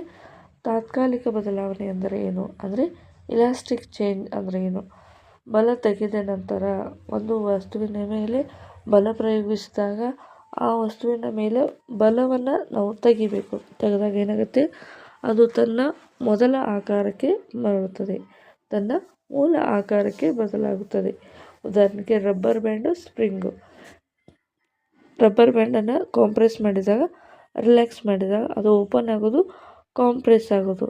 ಇದು ಏನಾಗುತ್ತೆ, ವಾಪಸ್ ತನ್ನ ಸ್ಥಿತಿಗೆ ಬರುತ್ತೆ. ಇದಕ್ಕೆ ತಾತ್ಕಾಲಿಕ ಬದಲಾವಣೆ ಅಂತೇಳಿ ಕರಿತೀವಿ. ಹಾಗಂದರೆ ಶಾಶ್ವತ ಬದಲಾವಣೆ ಅಂದರೆ ಏನು? ಶಾಶ್ವತ ಬದಲಾವಣೆ ಅಂದರೆ ನಾವು ಬಲ ತೆಗೆದರೂ ವಸ್ತುವಿನ ಮೂಲ ಆಕಾರಕ್ಕೆ ಬರುವುದಿಲ್ಲ. ಸಪೋಸ್ ನಾವು ರಬ್ಬರನ್ನು ತೆಗೆದುಕೊಂಡಾಗ ಅದಕ್ಕೆ ಕಾಂಪ್ರೆಸ್ ಮಾಡಿರಿ ಅಥವಾ ಸ್ಟ್ರೆಚ್ ಮಾಡಿರಿ, ಅದು ಒರಿಜಿನಲ್ ಆಕಾರಕ್ಕೆ ಬರುತ್ತೆ. ಆದರೆ ಒಂದು ಪ್ಲಾಸ್ಟಿಕ್ಕನ್ನು ತೆಗೆದುಕೊಡ್ರಿ, ಅದನ್ನು ನೀವು ಮುರಿದ ತಕ್ಷಣ ಅದು ವಾಪಸ್ಸು ಸೇಮ್ ಆಕಾರಕ್ಕೆ ಬರುವುದಿಲ್ಲ. ಸಪೋಸ್ ಉದಾಹರಣೆಗೆ ಮಣ್ಣು, ಮೀನು, ಅಲ್ಯೂಮಿನಿಯಂ ಫಾಯಿಲ್ ಇವೆಲ್ಲವೂ ಕೂಡ ಏನಾಗುತ್ತೆ, ಉದಾಹರಣೆ ಆಗುತ್ತೆ. ನೆಕ್ಸ್ಟ್, ದೈನಂದಿನ ಜೀವನದಲ್ಲಿ ಉದಾಹರಣೆಗಳು ಯಾವ ರೀತಿಯಾಗಿರ್ತವೆ. ಈಗ ಒಂದು ಬಟ್ಟೆಯನ್ನು ಹಿಂಡುವಾಗ ಅದರ ಆಕಾರ ಬದಲಾವಣೆ ಆಗುತ್ತೆ. ಪಾದರಕ್ಷೆ ಧರಿಸಿದಾಗ ಅದರ ಸೋಲನ್ನು ಒತ್ತುವುದು, ಅಂದರೆ ಪಾದರಕ್ಷೆ ಅಂದರೆ ಹಿಮ್ಮಡಿ, ಅದರ ಒಂದು ಹಿಮ್ಮಡಿಯನ್ನು ಒತ್ತುವಂಥದ್ದು. ಬಾಟಲಿಯನ್ನು ಒತ್ತಿದರೆ ಅದರ ಆಕಾರ ಬದಲಾಗುವಂಥದ್ದು. ನೆಕ್ಸ್ಟ್ ಆಕಾರದಲ್ಲಿ ಬದಲಾವಣೆ ಆಗುವುದರ ಮಹತ್ವ ಏನು? ಈಗ ನಾವು ಒಂದು ವಸ್ತುವಿನ ಮೇಲೆ ಬಲ ಪ್ರಯೋಗಿಸಿದಾಗ ಆ ವಸ್ತುವಿನ ಮೇಲೆ ಉಂಟಾಗುವಂಥ ಬದಲಾವಣೆಯ ಉಪಯೋಗ ಏನು ಅಂತ ನೋಡೋದಾದರೆ, ವಿವಿಧ ವಸ್ತುಗಳ ಮೇಲೆ ಬೇರೆ ಬೇರೆ ಆಕಾರದ ವಸ್ತುಗಳನ್ನು ತಯಾರಿಸಲು ಸಹಾಯವಾಗುತ್ತದೆ. ಕೈಗಾರಿಕೆಗಳಲ್ಲಿ ಲೋಹಗಳನ್ನು ಬೇಕಾದ ಆಕಾರಕ್ಕೆ ತರಲು ಇದು ಸಾಧ್ಯವಾಗುತ್ತೆ. ದಿನನಿತ್ಯದ ಕೆಲಸಗಳನ್ನು ಇದು ಸುಲಭಗೊಳಿಸುತ್ತದೆ. ನೆಕ್ಸ್ಟ್ ಏನಪ್ಪ ಅಂದರೆ, ಇನ್ನೊಂದು ಬಲ ಇದೆ, ಫ್ರಿಕ್ಷನಲ್ ಫೋರ್ಸ್ ಅಥವಾ ಘರ್ಷಣಾ ಬಲ ಅಂತಂದಾಗ, ಎರಡು ವಸ್ತುಗಳು ಸ್ಪರ್ಶದಲ್ಲಿರುವಾಗ ಅವುಗಳ ಚಲನೆಗೆ ವಿರುದ್ಧವಾಗಿ ಕಾರ್ಯನಿರ್ವಹಿಸುವ ಉದಾಹರಣೆಗಳಿಗೆ ನಾವು ಘರ್ಷಣಾ ಬಲ ಅಂತೇಳಿ ಕರಿತೀವಿ. ಅಂದರೆ ಘರ್ಷಣಾ ಬಲ ಎನ್ನುವಂಥದ್ದು ಎರಡು ವಸ್ತುಗಳು ಸಂಪರ್ಕದಲ್ಲಿರಬೇಕು, ಅಂದರೆ ಕಾಂಟ್ಯಾಕ್ಟ್ ಫೋರ್ಸ್ ಇರಬೇಕು. ಕಾಂಟ್ಯಾಕ್ಟ್ ಫೋರ್ಸ್ ಇದ್ದಾಗ ಮಾತ್ರ ಘರ್ಷಣಾ ಬಲ ಉಂಟಾಗುತ್ತದೆ. ಈಗ ಸಪೋಸ್ ಈ ಕಡೆಯಿಂದ ಒಂದು ವಸ್ತು ಬರ್ತಾಯಿದೆ, ಸಪೋಸ್ ಆಗಿ ನಾವೀಗ ವಾಕ್ ಮಾಡ್ತಾಯಿದ್ದೀವಿ, ನಡೀತಾ ಇದ್ದೀವಿ ಅಂತ ಹೇಳಿ ಅಂದ್ಕೊಂಡು ನಡೀತಿರುವಾಗ ನಾವು ನೆಲದ ಮೇಲೆ ಬಲ ಪ್ರಯೋಗಿಸಿದಾಗ ನೆಲವನ್ನು ನಾವು ಹಿಂದಕ್ಕೆ ತಳ್ತೀವಿ, ಆದರೆ ನೆಲವು ನಮ್ಮನ್ನು ಮುಂದಕ್ಕೆ ತಳ್ಳುತ್ತದೆ. ಈಗ ನೆಲ ಮತ್ತು ನಮ್ಮ ಪಾದಗಳ ನಡುವೆ ಘರ್ಷಣೆ ಉಂಟಾದಾಗ ಮಾತ್ರ ಒಂದು ಚಲನೆ ಆಗುತ್ತದೆ. ಈ ರೀತಿಯಾಗಿ ಮಾಡೋದಕ್ಕೆ ಘರ್ಷಣೆ ತುಂಬಾ ಇಂಪಾರ್ಟೆಂಟು. ಮತ್ತು ಒಂದು ರಸ್ತೆ ಮೇಲೆ ಒಂದು ಕಾರು ಓಡ್ತಾ ಇದೆ ಅಥವಾ ಒಂದು ರಸ್ತೆಯ ಮೇಲೆ ಒಂದು ಬೈಕ್ ಓಡ್ತಾ ಇದೆ ಅಂದರೆ ಅದಕ್ಕೆ ಮುಖ್ಯವಾದ ಕಾರಣ ಏನಪ್ಪ ಅಂದರೆ ಅಲ್ಲಿ ಉಂಟಾಗುವಂಥ ಘರ್ಷಣಾ ಬಲ. ಓಕೆ, ಈಗ ರಸ್ತೆ ಮತ್ತು ಟೈರ್ಗಳ ನಡುವಿನ ನಿರ್ವಹಣೆ. ನೆಲದ ಮೇಲೆ ಪುಸ್ತಕವನ್ನು ತಳ್ಳಿದಾಗ ಅದು ನಿಧಾನವಾಗುವುದು. ನೋಡಿ, ಒಂದು ನೆಲದ ಮೇಲೆ ಒಂದು ಪುಸ್ತಕವನ್ನು ತಳ್ಳಿದಾಗ ಅಥವಾ ಒಂದು ಬಾಲನ್ನು ತಳ್ಳಿದಾಗ ನಾವು ಯಾವಾಗ ಬಲ ಪ್ರಯೋಗ ಮಾಡುತ್ತೆ ಅವಾಗ ಅದರ ಒಂದು ಸ್ಪೀಡ್ ಏನಾಗುತ್ತೆ, ಜಾಸ್ತಿ ಆಗುತ್ತೆ. ಅದು ಸ್ಪೀಡಾಗಿ ತಳ್ಳಿದಾಗ ಕ್ರಮೇಣ ಅದು ಏನಾಗುತ್ತೆ, ಸ್ಲೋ ಆಗ್ತಾ ಹೋಗುತ್ತೆ. ಯಾಕಂದರೆ ಈ ನೆಲವು ಆ ಬಾಲ್ಗೆ ಒಂದು ವಿರುದ್ಧವಾದ ಬಲವನ್ನು ಪ್ರಯೋಗಿಸೋದ್ರಿಂದ ಆ ಒಂದು ಚೆಂಡಿನಲ್ಲಿ ಅಥವಾ ಒಂದು ಪುಸ್ತಕದಲ್ಲಿ ಚಲನೆ ಎನ್ನುವಂಥದ್ದು ನಿಧಾನ ಆಗುತ್ತೆ. ಯಾಕಂದರೆ ನೆಲದ ಮೇಲೆ ಉಂಟಾಗುವಂಥ ವಿರುದ್ಧ ಬಲಗಳು. ಅದೇ ರೀತಿಯಾಗಿ ವಾಹನಗಳು ಬ್ರೇಕ್ ಹಾಕಿದಾಗ ವಾಹನ ನಿಲ್ಲುತ್ತದೆ, ಯಾಕಂದರೆ ಇದು ಕೂಡ ಘರ್ಷಣೆ ಇಲ್ಲದೆ ಯಾವುದೇ ರೀತಿ ನಡೆಯುವುದು, ವಾಹನ ಓಡುವುದಾಗಲಿ ಅಥವಾ ಯಾವುದೇ ಮನುಷ್ಯರು ನಡೆಯೋದಾಗಲಿ ಇವೆಲ್ಲವೂ ಕೂಡ ಸಂಭವಿಸೋದಿಲ್ಲ. ಇದು ಘರ್ಷಣಾ ಬಲ. ಇನ್ನೊಂದು ಸಾಮಾನ್ಯ ಬಲ ಅಥವಾ ನಾರ್ಮಲ್ ಫೋರ್ಸ್ ಅಂತ ಕರಿತೀವಿ. ಒಂದು ವಸ್ತು ಇನ್ನೊಂದು ವಸ್ತುವಿನ ಮೇಲೆ ಇರಿಸಿದಾಗ ಆಧಾರ ವಸ್ತು ಮೇಲಕ್ಕೆ ತಳ್ಳುವ ಬಲ. ಉದಾಹರಣೆಗೆ ಈಗ ಒಂದು ಸಾಮಾನ್ಯ ಬಲ ಅಂದರೆ ಏನಪ್ಪ ಅಂದರೆ, ಒಂದು ಟೇಬಲ್ ಇದೆ, ಆ ಒಂದು ಟೇಬಲ್ನ ಮೇಲೆ ಒಂದು ಪುಸ್ತಕವನ್ನು ಇರಿಸಿದಾಗ ಪುಸ್ತಕ ಏನು ಮಾಡುತ್ತೆ, ಟೇಬಲನ್ನು ಡೌನ್ ಸೈಡಲ್ಲಿ ತಳ್ಳುತ್ತೆ. ಟೇಬಲ್ ಏನು ಮಾಡುತ್ತೆ, ಆ ಪುಸ್ತಕವನ್ನು ಮೇಲ್ಭಾಗಕ್ಕೆ ತಳ್ಳುತ್ತದೆ. ಇದು ಸಾಮಾನ್ಯ ಬಲ. ಅಂದರೆ ಒಂದು ವಸ್ತು ಇನ್ನೊಂದು ವಸ್ತುವಿನ ಮೇಲೆ ಈ ಒಂದು ಪುಸ್ತಕ ಅಥವಾ ನೋಟ್ಬುಕ್ಕು ಏನು ಮಾಡುತ್ತೆ ಅಂದರೆ ಆ ಟೇಬಲನ್ನು ಕೆಳಮುಖವಾಗಿ ತಳ್ಳುತ್ತೆ, ಆ ಟೇಬಲು ಆ ಒಂದು ಪುಸ್ತಕವನ್ನು ಮೇಲ್ಮುಖವಾಗಿ ತಳ್ಳುತ್ತೆ. ಈ ರೀತಿಯಾಗಿ ತಳ್ಳಲ್ಪಡುವಂಥ ವಸ್ತುಗಳಿಗೆ ಸಾಮಾನ್ಯ ಬಲ ಅಂತ ಹೇಳಿ ಕರಿತೀವಿ. ಅದೇ ರೀತಿಯಾಗಿ ನೆಲದ ಮೇಲೆ ನಿಂತಿರುವ ವ್ಯಕ್ತಿ, ನೆಲದ ಮೇಲೆ ನಿಂತಿರುವಂಥ ವ್ಯಕ್ತಿಯು ನೆಲವನ್ನು ತಳ್ಳುತ್ತಾನೆ, ನೆಲವು ವ್ಯಕ್ತಿಯನ್ನು ತಳ್ಳುತ್ತದೆ. ಇದು ಕೂಡ ಸಾಮಾನ್ಯ ಬಲ. ಇನ್ನೊಂದು ತನಿತ ಬಲ ಅಥವಾ ಟೆನ್ಷನ್ ಫೋರ್ಸ್. ಅಂದರೆ ಈಗ ಸಪೋಸ್ ಒಂದು ದಾರ ಇದೆ ಅಂತ ಅಂದ್ಕೊಳ್ಳೋಣ, ಆ ದಾರಕ್ಕೆ ನಾವು ಯಾವುದೇ ರೀತಿಯಾಗಿ ಬಲ ಪ್ರಯೋಗಿಸಿದ ದಾರವನ್ನು ಒಗೆದಾಗ ಆ ದಾರವನ್ನು ನಾವು ಎರಡೂ ಕೈಗಳಿಂದ ಸ್ಟ್ರೆಚ್ ಮಾಡಿ ಹಿಡಿದಾಗ ಆ ಒಂದು ದಾರದಲ್ಲಿ ಏನಾಗುತ್ತೆ, ಟೆನ್ಷನ್ ಕ್ರಿಯೇಟ್ ಆಗುತ್ತೆ. ಅಂದರೆ ಕನ್ನಡದಲ್ಲಿ ತನಿತ ಬಲ ಅಥವಾ ಟೆನ್ಷನ್ ಫೋರ್ಸ್. ಒಂದು ತಂತಿ ಅಥವಾ ಒಂದು ದಾರ, ಒಂದು ಹಗ್ಗವನ್ನು ಜೋರಾಗಿ ಎಳೆದಾಗ, ಈಗ ನಾವು ಬಾವಿಯಿಂದ ನೀರನ್ನು ತೆಗೆಯುವಂಥದ್ದನ್ನು ಗಮನಿಸಿರಬೇಕು. ಅಲ್ಲಿ ಹಗ್ಗದಲ್ಲಿ ನೀರನ್ನು ಎಳೆಯುವಂಥ ಸಂದರ್ಭದಲ್ಲಿ ಅಲ್ಲಿ ಉಂಟಾಗುವಂಥ ಬಲಕ್ಕೆ ನಾವು ತನಿತ ಬಲ ಅಥವಾ ಟೆನ್ಷನ್ ಫೋರ್ಸ್ ಅಂತ ಹೇಳಿ ಕರಿತೀವಿ. ಈಗ ಹಗ್ಗ, ದಾರ, ತುಂಡು ಅಥವಾ ಕೇಬಲ್ಗಳ ಮೂಲಕ ಕಾರ್ಯನಿರ್ವಹಿಸುವ ಬಲ. ಉದಾಹರಣೆಗೆ ಬಾವಿಯಿಂದ ಬಕೆಟನ್ನು ಎಳೆಯುವುದು, ಧ್ವಜದ ಕಂಬದಲ್ಲಿ ಧ್ವಜವನ್ನು ಎತ್ತುವುದು. ಇದು ಫ್ರಿಕ್ಷನ್ ಫೋರ್ಸ್ನ ಒಂದು ಬಲ ಆಗಿರುತ್ತೆ. ನೆಕ್ಸ್ಟ್ ಇನ್ನೊಂದು ಏನಪ್ಪ ಅಂದರೆ ವಾಯು ಪ್ರತಿರೋಧ ಅಥವಾ air resistance or drag. Next ವಾಯು ಪ್ರತಿರೋಧ ಅಥವಾ ಏರ್ ರೆಸಿಸ್ಟೆನ್ಸ್ ಅಥವಾ ಡ್ರ್ಯಾಗ್ ಅಂದರೆ ಏನು ಅಂತಂದರೆ, ವಸ್ತು ಗಾಳಿಯ ಮೂಲಕ ಚಲಿಸುವಾಗ ಗಾಳಿ ವಿರೋಧವಾಗಿ ನೀಡುವಂಥ ಬಲಗೆ ವಾಯು ಪ್ರತಿರೋಧ ಅಂತ ಹೇಳಿ ಕರಿತೀವಿ. ಈಗ ಓಡುತ್ತಿರುವಾಗ ಗಾಳಿಯ ತಡೆ, ಅಂದರೆ ಗಾಳಿ ಇವಾಗ ಪಶ್ಚಿಮ ದಿಕ್ಕಿನಿಂದ ಬರ್ತಾ ಇದೆ ಅಂತ ಅಂದ್ಕೊಂಡಾಗ ವ್ಯಕ್ತಿಯೊಬ್ಬ ಪೂರ್ವ ದಿಕ್ಕಿಗೆ ಓಡ್ತಾ ಇರುವಾಗ ಈಗ ಪರಸ್ಪರ ಗಾಳಿ ಮತ್ತು ವ್ಯಕ್ತಿ ವಿರುದ್ಧ ದಿಕ್ಕಿನಲ್ಲಿ ಚಲಿಸುವುದರಿಂದ ಈ ಗಾಳಿಯಿಂದ ಆ ಓಡುವಂಥ ವ್ಯಕ್ತಿಯ ಒಂದು ವೇಗ ಏನಾಗುತ್ತೆ, ಕಡಿಮೆ ಆಗುತ್ತೆ. ಇದಕ್ಕೆ ವಾಯು ಪ್ರತಿರೋಧ ಅಂಥೇಳಿ ಕರಿತೀವಿ. ನೆಕ್ಸ್ಟ್ ಪ್ಯಾರಾಚೂಟ್ ಬಳಕೆ. ಅಂದರೆ ಈಗ ಎತ್ತರವಾದ ಸ್ಥಳದಲ್ಲಿ ಮೇಲಿಂದ ಕೆಳಗೆ ಬೀಳುವಾಗ ಪ್ಯಾರಾಚೂಟ್ಗಳನ್ನು ಉಪಯೋಗಿಸ್ತಾರೆ. ಅಂದರೆ ಆ ಪ್ಯಾರಾಚೂಟಿಂದ ಇಳಿಯುವಂಥ ವ್ಯಕ್ತಿ ಕೆಳಗಡೆ ಬರ್ತಾ ಇದ್ದರೆ ಕೆಳಗಡೆ ಫೋರ್ಸ್ ಅಪ್ಲೈ ಆಗುತ್ತೆ.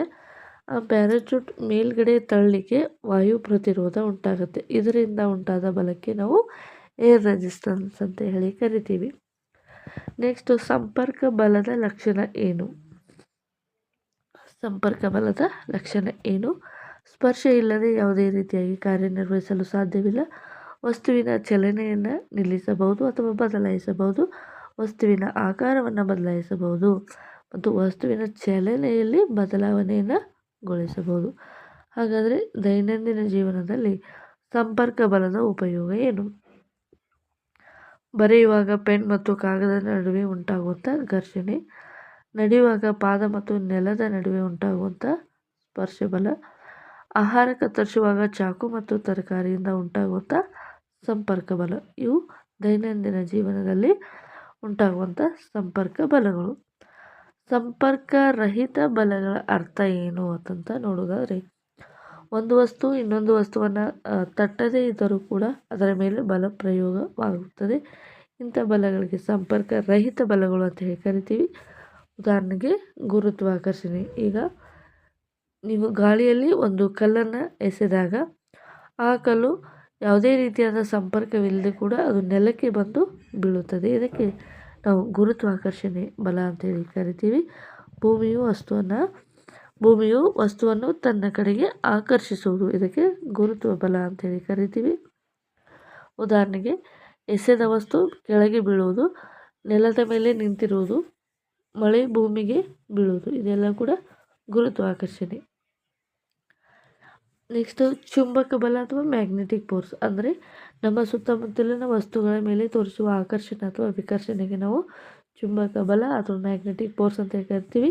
ಲೋಹಗಳಲ್ಲಿ ಇಕ್ಕಲು ಮತ್ತು ಉಕ್ಕು ಮಾತ್ರ ಪರಿಣಾಮಕಾರಿ. ಒಂದೇ ದ್ರವಗಳು ವಿಕರ್ಷಿಸುವುದು, ವಿರುದ್ಧ ದ್ರವಗಳು ಆಕರ್ಷಿಸುತ್ತವೆ. ಉದಾಹರಣೆಗೆ ಚುಂಬಕ ಕೀಲಿಗಳು ಆಕರ್ಷಿತವಾಗಿರುವುದು ಮತ್ತು ಕಂಪಾಸ್ ಕಾರ್ಯನಿರ್ವಹಿಸುವುದು. Next electric force. ಇದು ಕೂಡ ಏನಾಗುತ್ತೆ, ಸಂಪರ್ಕ ರಹಿತ ಬಲ ಆಗುತ್ತೆ. ಹಾಗಾದರೆ ಸಂಪರ್ಕ ರಹಿತ ಬಲಗಳ ಲಕ್ಷಣ ಏನು ಅಂದಾಗ, ಸ್ಪರ್ಶವಿಲ್ಲದೆ ಕಾರ್ಯನಿರ್ವಹಿಸಬಹುದು, ದೂರದಿಂದಲೇ ಪರಿಣಾಮ ಬೀರುತ್ತದೆ, ಕಾಣದಿದ್ದರೂ ಪರಿಣಾಮ ಸ್ಪಷ್ಟವಾಗಿರುತ್ತದೆ.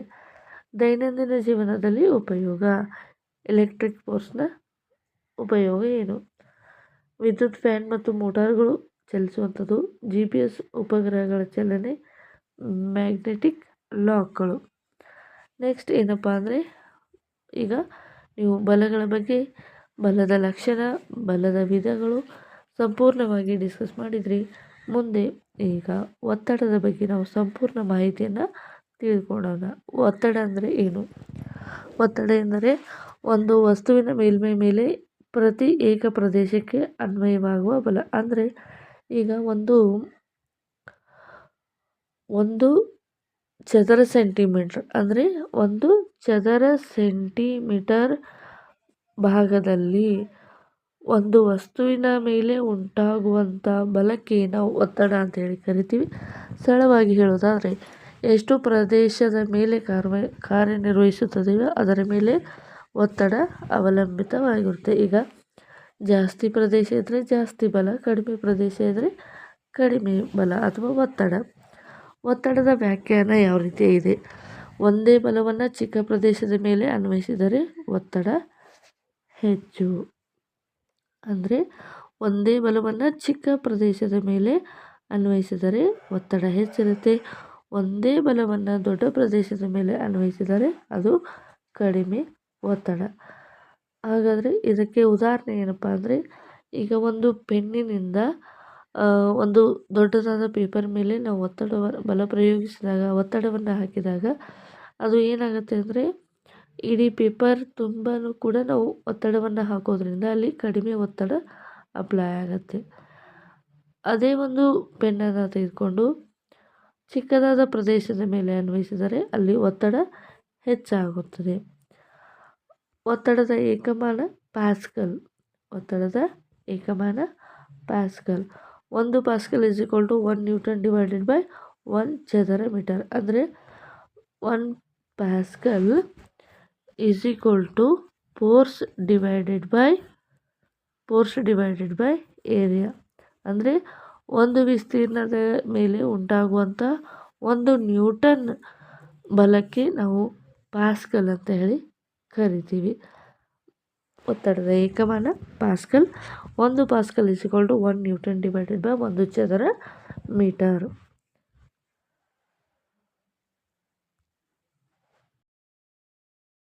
ಈ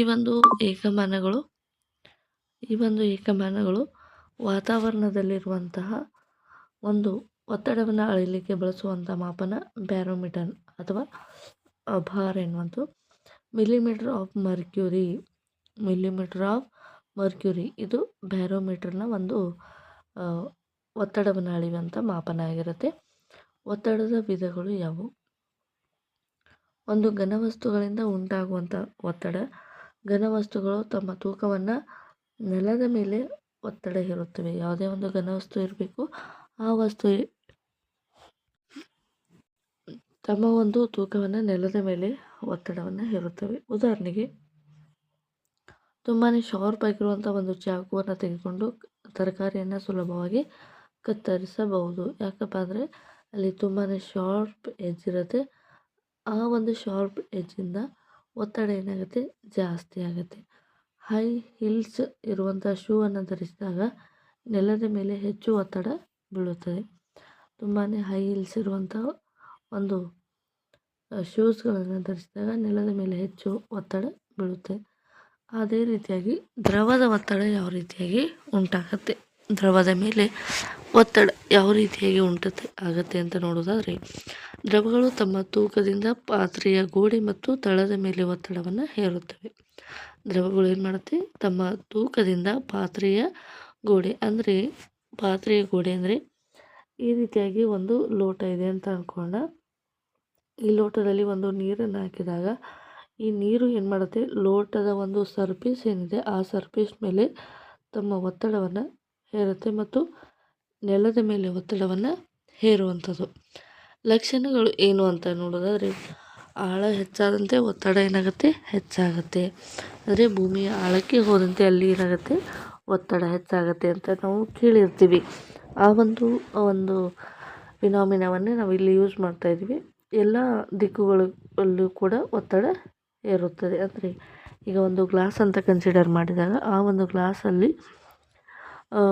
ಬಲಭಾಗ, ಎಡಭಾಗ, ಕೆಳಭಾಗ ಎಲ್ಲ ದಿಕ್ಕುಗಳು ಕೂಡ ಏನಾಗುತ್ತೆ, ಒತ್ತಡ ಏರುತ್ತದೆ. ಉದಾಹರಣೆಗೆ ಆಣೆಕಟ್ಟಿನ ಕೆಳಭಾಗದ ದಪ್ಪವಾಗಿರುತ್ತದೆ. ಏಕೆ? ಯಾಕಪ್ಪ ಅಂದರೆ ಈ ಇಡೀ ನೀರಿನ ಒತ್ತಡ ಎನ್ನುವಂಥದ್ದು ಕೆಳಭಾಗಕ್ಕೆ ತಳ್ಳಲ್ಪಡುವುದರಿಂದ ಆ ಒಂದು ತಳಭಾಗಕ್ಕೆ ಏನಾಗುತ್ತೆ, ಪ್ರೆಷರ್ ಒತ್ತಡ ಹೆಚ್ಚಾದಾಗ ಅಲ್ಲಿ ಅದನ್ನು ಒತ್ತಡವನ್ನು ತಡೆದುಕೊಳ್ಳಲಿಕ್ಕೆ ಅಣೆಕಟ್ಟಿನ ಕೆಳಭಾಗ ದಪ್ಪವಾಗಿರುತ್ತದೆ. ನೀರಿನ ಟ್ಯಾಂಕ್ ಕೂಡ ಕೆಳಭಾಗದಲ್ಲಿ ಒತ್ತಡ ಹೆಚ್ಚು. ನೀರಿನ ಟ್ಯಾಂಕ್ನ ಕೆಳಭಾಗದಲ್ಲಿ ಒತ್ತಡ ಹೆಚ್ಚು. ವಾಯು ಒತ್ತಡ ಎಂದರೆ ಏನು, ಅಥವಾ ಅಟ್ಮಾಸ್ಫರಿಕ್ ಪ್ರೆಷರ್ ಅಂದರೆ ಏನು? ಗಾಳಿ ತನ್ನ ತೂಕದಿಂದ ಭೂಮಿಯ ಮೇಲ್ಮೈ ಮೇಲೆ ಉಂಟಾಗುವ ಒತ್ತಡಕ್ಕೆ ವಾಯು ಒತ್ತಡ ಅಂತ ಹೇಳಿ ಕರಿತೀವಿ. ಉದಾಹರಣೆಗೆ ಸ್ಟ್ರಾ ಬಳಸಿ ಪಾನೀಯಗಳನ್ನು ಕುಡಿಯುವಂಥದ್ದು, ಸಕ್ಷನ್ ಕಪ್ ಗೋಡೆಗೆ ಅಂಟಿಕೊಳ್ಳುವಂಥದ್ದು, ಪರ್ವತ ಪ್ರದೇಶದಲ್ಲಿ ಉಸಿರಾಟ ಕಷ್ಟವಾಗುವಂಥದ್ದು, ಇವೆಲ್ಲವೂ ಕೂಡ ವಾಯು ಒತ್ತಡಕ್ಕೆ ಒಂದು ಉದಾಹರಣೆಗಳನ್ನು ನೋಡ್ಬೋದು. ಒತ್ತಡವು ದೈನಂದಿನ ಜೀವನದಲ್ಲಿ ಕೆಲವೊಂದು ಉದಾಹರಣೆಗಳನ್ನು ನೋಡ್ತಾ ಹೋಗೋಣ. ಒಂಟೆ ಮರುಭೂಮಿಯಲ್ಲಿ ನಡೆಯುವಾಗ ಅದರ ಕಾಲು ಅಗಲವಾಗಿರುತ್ತವೆ. ಯಾಕಂದರೆ ಅಲ್ಲಿ ಕಡಿಮೆ ಒತ್ತಡ ಇರುತ್ತೆ, ಹಾಗಾಗಿ ಕಡಿಮೆ ಒತ್ತಡ ಇರುತ್ತದೆ. ಅದೇ ರೀತಿಯಾಗಿ ಹಿಮದ ಮೇಲೆ ಸ್ಕೀಯನ್ನು ಧರಿಸಿ ಹೋದರೆ ಅದು ಮುಳುಗುವುದಿಲ್ಲ. ಯಾಕಪ್ಪ ಅಂದರೆ ಹಿಮ ಆಲ್ರೆಡಿ ಏನಾಗಿರುತ್ತೆ, ಅದರ ಒತ್ತಡ ಏನಾಗಿರುತ್ತೆ, ಭೂಮಿಯ ಮೇಲೆ ಕಡಿಮೆ ಪ್ರಮಾಣದಲ್ಲಿ ಉಂಟಾಗೋದ್ರಿಂದ ಅದರ ಡೆನ್ಸಿಟಿ ಕೂಡ ಕಡಿಮೆ ಇರುತ್ತೆ. ಹಾಗಾಗಿ ಆ ಹಿಮವು ಏನಾಗೋದಿಲ್ಲ, ಮುಳುಗೋದಿಲ್ಲ. ಸೂಜಿ ತೀಕ್ಷ್ಣದಿಂದ ತುದಿಯಿಂದ ಚುಚ್ಚುವುದು ಸುಲಭ. ಹೌದು, ಸೂಜಿಯಿಂದ ನಾವು ತೀಕ್ಷ್ಣವಾದ ತುದಿಯಿಂದ ಚುಚ್ಚುವುದು ಸುಲಭ. ಯಾಕಪ್ಪ ಅಂದರೆ ಅಲ್ಲಿ ಒತ್ತಡ ಜಾಸ್ತಿ ಆದಾಗ ಅದು ಚುಚ್ಚಲಿಕ್ಕೆ ಪ್ರಾರಂಭ ಮಾಡುತ್ತೆ. ಪ್ರದೇಶವು ಕಡಿಮೆ ಮಾಡಬೇಕು. ಮತ್ತು ಪ್ರದೇಶ ಕಡಿಮೆ ಅಂತಂದರೆ ಆ ಒಂದು ಸೂಜಿ ಏನಾಗಿರುತ್ತೆ, ಅದರ ಪ್ರದೇಶ ಏನಾಗಿದೆ, ಕಡಿಮೆ ಇರುತ್ತೆ. ಅಂದರೆ ಅದಕ್ಕೆ ಏರಿಯಾ ಇರೋದಿಲ್ಲ, ಶಾರ್ಪ್ ಎಡ್ಜ್ ಇರುತ್ತೆ. ಇದು ಸೂಕ್ಷ್ಮವಾದ ಚಾಕು ಅಥವಾ ಸೂಜಿಯಿಂದ ಒತ್ತಡ ಏನಾಗುತ್ತೆ, ಜಾಸ್ತಿ ಉಂಟಾಗುತ್ತೆ. ಒತ್ತಡವನ್ನು ಕಡಿಮೆ ಮಾಡಲಿಕ್ಕೆ ಪ್ರದೇಶವನ್ನು ಹೆಚ್ಚಿಸಬೇಕು. ಯಾವುದೇ ಒಂದು ಈಗ ಸೂಜಿ ತುಂಬ ಶಾರ್ಪ್ ಆಗಿದೆ ಅಂದಮೇಲೆ ಅದು ಚುಚ್ಚುತ್ತೆ. ಅದರ ಒಂದು ವಿಸ್ತೀರ್ಣವನ್ನು ಜಾಸ್ತಿ ಮಾಡಿದರೆ ಅದು ಏನಾಗೋದಿಲ್ಲ, ಒತ್ತಡ ಕಡಿಮೆಯಾಗಿ ಅದರಿಂದ ಯಾವುದೇ ರೀತಿಯಾದ ಪರಿಣಾಮ ಬೀರುವುದಿಲ್ಲ. ಉದಾಹರಣೆಗೆ ಅಗಲವಾದ ಚಕ್ರಗಳು ಮತ್ತು ಸ್ನೋ ಶೂಸ್ ಅಂತ ಹೇಳ್ಬೋದು. ಈ ರೀತಿಯಾಗಿ ಹಾಕಿಕೊಂಡಾಗ ಅಲ್ಲಿ ಏನಾಗುತ್ತೆ ಅಂದರೆ ಕಡಿಮೆ ಒತ್ತಡ ಉಂಟಾಗುತ್ತದೆ. ಹಾಗಾದರೆ ಒತ್ತಡದ ಮಹತ್ವ ಏನು ಅಂತ ನೋಡೋದಾದರೆ ಕೈಗಾರಿಕೆಗಳಲ್ಲಿ ಯಂತ್ರಗಳ ವಿನ್ಯಾಸಕ್ಕೆ ಇದು ಸಹಾಯ ಮಾಡುತ್ತೆ. ಅಣೆಕಟ್ಟು ಮತ್ತು ಟ್ಯಾಂಕ್ಗಳ ನಿರ್ಮಾಣದಲ್ಲಿ ಇದು ಉಪಯೋಗ. ವೈದ್ಯಕೀಯದಲ್ಲಿ ರಕ್ತದ ಒತ್ತಡಕ್ಕೆ ಇದು ತುಂಬಾ ಮಹತ್ವವನ್ನು ಪಡೆದುಕೊಂಡಿದೆ. ಅದೇ ರೀತಿಯಾಗಿ ಇವಾಗ ಒತ್ತಡದ ಬಗ್ಗೆ ನೀವೆಲ್ಲ ಡೀಟೇಲ್ ಆಗಿ ಡಿಸ್ಕಸ್ ಮಾಡಿದ್ರಿ. ಸೊ ಈ ಒಂದು ನೋಟ್ಸ್ ನಿಮಗೆ ತುಂಬಾ ಹೆಲ್ಪ್ ಆಗಿದೆ. ದಯವಿಟ್ಟು ನಿಮ್ಮ ಅನಿಸಿಕೆಗಳನ್ನು ನಮ್ಮೊಂದಿಗೆ ಶೇರ್ ಮಾಡ್ಕೊಳ್ಳಿ. ಅದೇ ರೀತಿಯಾಗಿ ವಿಡಿಯೋ ಇಷ್ಟ ಆದರೆ ಲೈಕ್ ಮಾಡಿ. ಇದುವರೆಗೆ ಸಬ್ಸ್ಕ್ರೈಬ್ ಮಾಡದೆ ಹೋದರೆ ದಯವಿಟ್ಟು ಸಬ್ಸ್ಕ್ರೈಬ್ ಕೂಡ ಮಾಡ್ಕೊಳ್ಳಿ. ಈಗ ಪ್ರಮುಖ ಪ್ರಶ್ನೆಗಳ ಉತ್ತರವನ್ನು ಗಮನಿಸ್ತಾ ಹೋಗೋಣ. ಪ್ರಮುಖ ಪ್ರಶ್ನೋತ್ತರಗಳು ಮುಗಿದ ಮೇಲೆ ಮಲ್ಟಿಪಲ್ ಚಾಯ್ಸನ್ನು ಕೂಡ ಡೀಟೇಲ್ ಆಗಿ ಡಿಸ್ಕಸ್ ಮಾಡ್ತಾ ಹೋಗೋಣ. ಮೊದಲನೇ ಪ್ರಶ್ನೆ ಈ ರೀತಿಯಾಗಿದೆ: ಬಲ ಎಂದರೆ ಏನು? ಬಲದ ಪರಿಣಾಮವನ್ನು ವಿವರಿಸಿ. ಬಲ ಎಂದರೆ ಫೋರ್ಸ್ ಅಥವಾ ವಸ್ತುವಿನ ಮೇಲೆ ಅನ್ವಯಿಸುವ ತಳ್ಳುವಿಕೆ ಅಥವಾ ಎಳೆಯುವಿಕೆಗೆ ನಾವು ಏನಂತ ಕರಿತೀವಿ?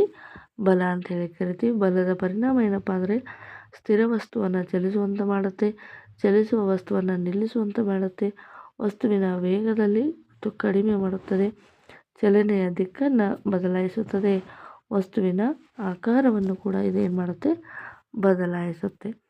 ಸೊ ಇಷ್ಟು ಲಕ್ಷಣಗಳು. ಎರಡನೇ ಪ್ರಶ್ನೆ ಈ ರೀತಿಯಾಗಿದೆ: ಬಲವು ವಸ್ತುವಿನ ಆಕಾರವನ್ನು ಹೇಗೆ ಬದಲಾಯಿಸುತ್ತದೆ? ಉದಾಹರಣೆಯನ್ನು ಕೊಡಿ ಅಂತ ಹೇಳಿದೆ. ಸೊ ಬಲವು ವಸ್ತುವಿನ ಆಕಾರವನ್ನು ಯಾವ ರೀತಿಯಾಗಿ ಬದಲಾಯಿಸುತ್ತೆ? ಉದಾಹರಣೆಗೆ ಬಲ ಅನ್ವಯಿಸಿದಾಗ ವಸ್ತುವಿನ ಕಣಗಳ ನಡುವೆ ಅಂತರ ಬದಲಾದಾಗ ಇದರಿಂದ ಆಕಾರ ಬದಲಾಗುತ್ತದೆ. ಉದಾಹರಣೆಗೆ ರಬ್ಬರ್ ಬ್ಯಾಂಡನ್ನು ಎಳೆದಾಗ ಉದ್ದಾಗುವುದು, ಸ್ಪಂಜನ್ನು ಒತ್ತಿದರೆ ಅದು ಚಪ್ಪಟೆ ಆಗುವುದು ಉದಾಹರಣೆ. ನೆಕ್ಸ್ಟ್ ಮಣ್ಣನ್ನು ಒತ್ತಿದರೆ ಕೂಡ ಅದು ಬೇರೆ ಆಕಾರವನ್ನು ಪಡೆಯುತ್ತದೆ. ಇದು ಕೂಡ ಒಂದು ಉದಾಹರಣೆ. ಮೂರನೇ ಪ್ರಶ್ನೆ, ಸಂಪರ್ಕ ಬಲ ಎಂದರೇನು? ಉದಾಹರಣೆಯನ್ನು ಕೊಡಿ.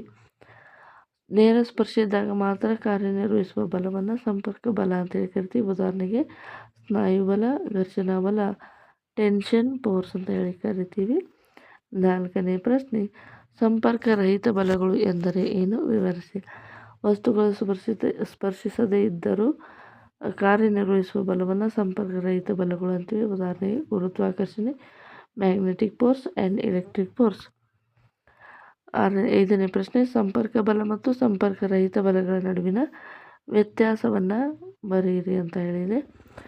ಸೊ ಇವಾಗ ಸಂಪರ್ಕ ಬಲ ಅಂತಂದರೆ ಸಂಪರ್ಕ ರಹಿತ ಬಲ ಅಗತ್ಯ ಸಂಪರ್ಕ ಬಲಕ್ಕೆ ಸ್ಪರ್ಶ ಅಗತ್ಯ ಇದೆ, ಸಂಪರ್ಕ ರಹಿತಕ್ಕೆ ಸ್ಪರ್ಶ ಅಗತ್ಯ ಇಲ್ಲ. ಉದಾಹರಣೆಗೆ ಸಂಪರ್ಕಕ್ಕೆ ಘರ್ಷಣೆ ಉದಾಹರಣೆ, ಸಂಪರ್ಕ ರಹಿತಕ್ಕೆ ಗುರುತ್ವಾಕರ್ಷಣೆ. ಸಂಪರ್ಕ ಏನಿದೆ ಇದರ ಕಡಿಮೆ ವ್ಯಾಪ್ತಿ ಹೊಂದಿದೆ ಮತ್ತು ಸಂಪರ್ಕ ಇಲ್ಲದೆ ಇರುವಂಥದ್ದು ಹೆಚ್ಚಿನ ವ್ಯಾಪ್ತಿಯನ್ನು ಹೊಂದಿದೆ. ಆರನೇ ಪ್ರಶ್ನೆ, ಒತ್ತಡ ಎಂದರೇನು? ಸೂತ್ರ ಮತ್ತು ಏಕಮಾನವನ್ನು ತಿಳಿಸಿ. ಒತ್ತಡ ಎಂದರೆ ಒಂದು ವಸ್ತುವಿನ ಮೇಲ್ಮೈ ಮೇಲೆ ಪ್ರತಿ ಚದರ ಪ್ರದೇಶಕ್ಕೆ ಅನ್ವಯಿಸಲಾದ ಬಲಕ್ಕೆ ಒತ್ತಡ ಅಂತ ಕರಿತೀವಿ. ಅದರ ಏಕಮಾನ ಪ್ಯಾಸ್ಕಲ್. ಚಿಕ್ಕ ಪ್ರದೇಶದಲ್ಲಿ ಅನ್ವಯಿಸಿದ ಬಲ ಹೆಚ್ಚು ಪರಿಣಾಮಕಾರಿಯಾಗುವುದೇ? ಉದಾಹರಣೆ, ಒಂದು ಬಲವನ್ನು ಚಿಕ್ಕ ಪ್ರದೇಶದ ಮೇಲೆ ಅನ್ವಯಿಸಿದರೆ ಒತ್ತಡ ಹೆಚ್ಚು ಆಗುತ್ತದೆ. ಅದರಿಂದ ತೀಕ್ಷ್ಣ ಚಾಕು ಮತ್ತು ಸೂಜಿಗಳು ಇತ್ಯಾದಿಗಳು ಪರಿಣಾಮವನ್ನು ಬೀರುತ್ತವೆ. ಉದಾಹರಣೆಗೆ ಪ್ರಶ್ನೆ ಸಂಖ್ಯೆ 8, ದ್ರವಗಳಿಂದ ಉಂಟಾಗುವ ಒತ್ತಡದ ಲಕ್ಷಣಗಳನ್ನು ಬರೆಯಿರಿ. ಆಳ ಹೆಚ್ಚಾದಂತೆ ಒತ್ತಡ ಹೆಚ್ಚಾಗುತ್ತೆ. ದ್ರವ ಎಲ್ಲ ದಿಕ್ಕಿನಲ್ಲೂ ಒತ್ತಡವನ್ನು ಹೇರುತ್ತೆ. ಪಾತ್ರೆಯ ಆಕಾರದ ಮೇಲೆ ಇದು ಅವಲಂಬಿಸಿಲ್ಲ. ಒತ್ತಡ ಎನ್ನುವಂಥದ್ದು ಪಾತ್ರೆಯ ಆಕಾರದ ಮೇಲೆ ಇದು ಅವಲಂಬಿಸಿಲ್ಲ. ಇದು ಕೂಡ ಎಲ್ಲ ಕಡೆಗೂ ಸಿಗುವಂಥ ಒಂದು ಉದಾಹರಣೆ ಆಗಿದೆ. 9ನೇ ಪ್ರಶ್ನೆ, ವಾಯು ಒತ್ತಡ ಎಂದರೇನು? ಉದಾಹರಣೆ ಕೊಡಿ. ವಾಯು ಒತ್ತಡ ಎಂದರೇನು? ಉದಾಹರಣೆಯನ್ನು ಕೊಡಿ. ಗಾಳಿಯ ತೂಕ ಮತ್ತು ಚಲನೆಯಿಂದ ಉಂಟಾಗುವ ಒತ್ತಡವೇ ವಾಯು ತೂಕ. ಗಾಳಿಯ ತೂಕ ಮತ್ತು ಚಲನೆಯಿಂದ ಉಂಟಾದ ಒತ್ತಡವೇ ವಾಯು ತೂಕ. 7ನೇ ಪ್ರಶ್ನೆ, ಸ್ಟ್ರಾ ಮೂಲಕ ಪಾನೀಯಗಳನ್ನು ಕುಡಿಯುವುದು ಮತ್ತು ಸಕ್ಷನ್ ಕಪ್ ಗೋಡೆ ಮೇಲೆ ಅಂಟಿಕೊಳ್ಳುವುದು. ನೆಕ್ಸ್ಟ್ ಪ್ರಶ್ನೆ, ದ್ರವ ಒತ್ತಡ ಅಥವಾ ವಾಯು ಒತ್ತಡದ ನಡುವಿನ ವ್ಯತ್ಯಾಸವನ್ನು ಬರೆಯಿರಿ ಅಂತ ಇದೆ. ಸೊ ಅದರ ವ್ಯತ್ಯಾಸವನ್ನು ಕೇಳ್ತಾರೆ. ನೆಕ್ಸ್ಟ್ ಪ್ರಶ್ನೆಯನ್ನು ನೋಡೋಣ. ಒಂದು ವಸ್ತುವಿನ ಮೇಲೆ ಬಲ ಅನ್ವಯಿಸಿದಾಗ ಯಾವ ಪರಿಣಾಮ ಉಂಟಾಗುತ್ತದೆ? ಸ್ಥಿತಿಯಲ್ಲಿ ಬದಲಾವಣೆ ಆಗುತ್ತಾ, ವೇಗದಲ್ಲಿ ಬದಲಾವಣೆ ಆಗುತ್ತಾ, ಆಕಾರದಲ್ಲಿ ಬದಲಾವಣೆ ಆಗುತ್ತಾ, ದ್ರವ್ಯರಾಶಿಯಲ್ಲಿ ಬದಲಾವಣೆ. ಅಂದರೆ ದ್ರವ್ಯರಾಶಿ ಅಂದರೆ ಅನಿಲ, ಘನ, ದ್ರವ ಯಾವುದೇ ಒಂದು ಸ್ಥಿತಿಯಾಗಿರ್ಬೋದು, 3 ಸ್ಥಿತಿಗೂ ಇದು ಅಪ್ಲೈ ಆಗುತ್ತೆ. ಹಾಗಾಗಿ ಈ ಒಂದು ಸರಿಯಾದ ಉತ್ತರ ಏನಪ್ಪ ಅಂದರೆ ದ್ರವ್ಯರಾಶಿಗೆ ಬದಲಾವಣೆ. ಒಂದು ವಸ್ತುವಿನ ಮೇಲೆ ಬಲ ಅನ್ವಯಿಸಿದಾಗ ಅದರ ಪರಿಣಾಮ ಯಾವುದರ ಮೇಲೆ ಉಂಟಾಗುವುದಿಲ್ಲ? ದ್ರವ್ಯರಾಶಿಯ ಮೇಲೆ ಉಂಟಾಗುವುದಿಲ್ಲ. ಅಂದರೆ ಇಲ್ಲಿ ಚಲನೆಯ ಸ್ಥಿತಿ ಮೇಲೆ ಬದಲಾವಣೆ ಉಂಟಾಗುತ್ತೆ, ವೇಗದಲ್ಲಿ ಬದಲಾವಣೆ ಉಂಟಾಗುತ್ತೆ, ಆಕಾರದಲ್ಲಿ ಕೂಡ ಏನಾಗುತ್ತೆ ಬದಲಾವಣೆ ಉಂಟು ಮಾಡುವಂಥದ್ದು. 2ನೇ ಪ್ರಶ್ನೆ, ಒತ್ತಡದ ಸರಿಯಾದ ಗಣಿತ ಸಂಬಂಧ ಯಾವುದು? ಒತ್ತಡದ ಸರಿಯಾದ ಗಣಿತೀಯ ಸಂಬಂಧ ಯಾವುದು? ಒತ್ತಡ ಪ್ರದೇಶ ಡಿವೈಡೆಡ್ ಬೈ ಬಲ. ಇದು ಸರಿಯಾಗಿಲ್ಲ. ಸರಿಯಾದ ಉತ್ತರ ಏನಪ್ಪ ಅಂದರೆ ಒತ್ತಡ ಬಲ ಡಿವೈಡೆಡ್ ಬೈ ಪ್ರದೇಶ. ಸರಿಯಾದ ಉತ್ತರ ಆಪ್ಷನ್ ನಂಬರ್ ಸಿ ಆಗಿರುತ್ತೆ. 3ನೇ ಪ್ರಶ್ನೆ,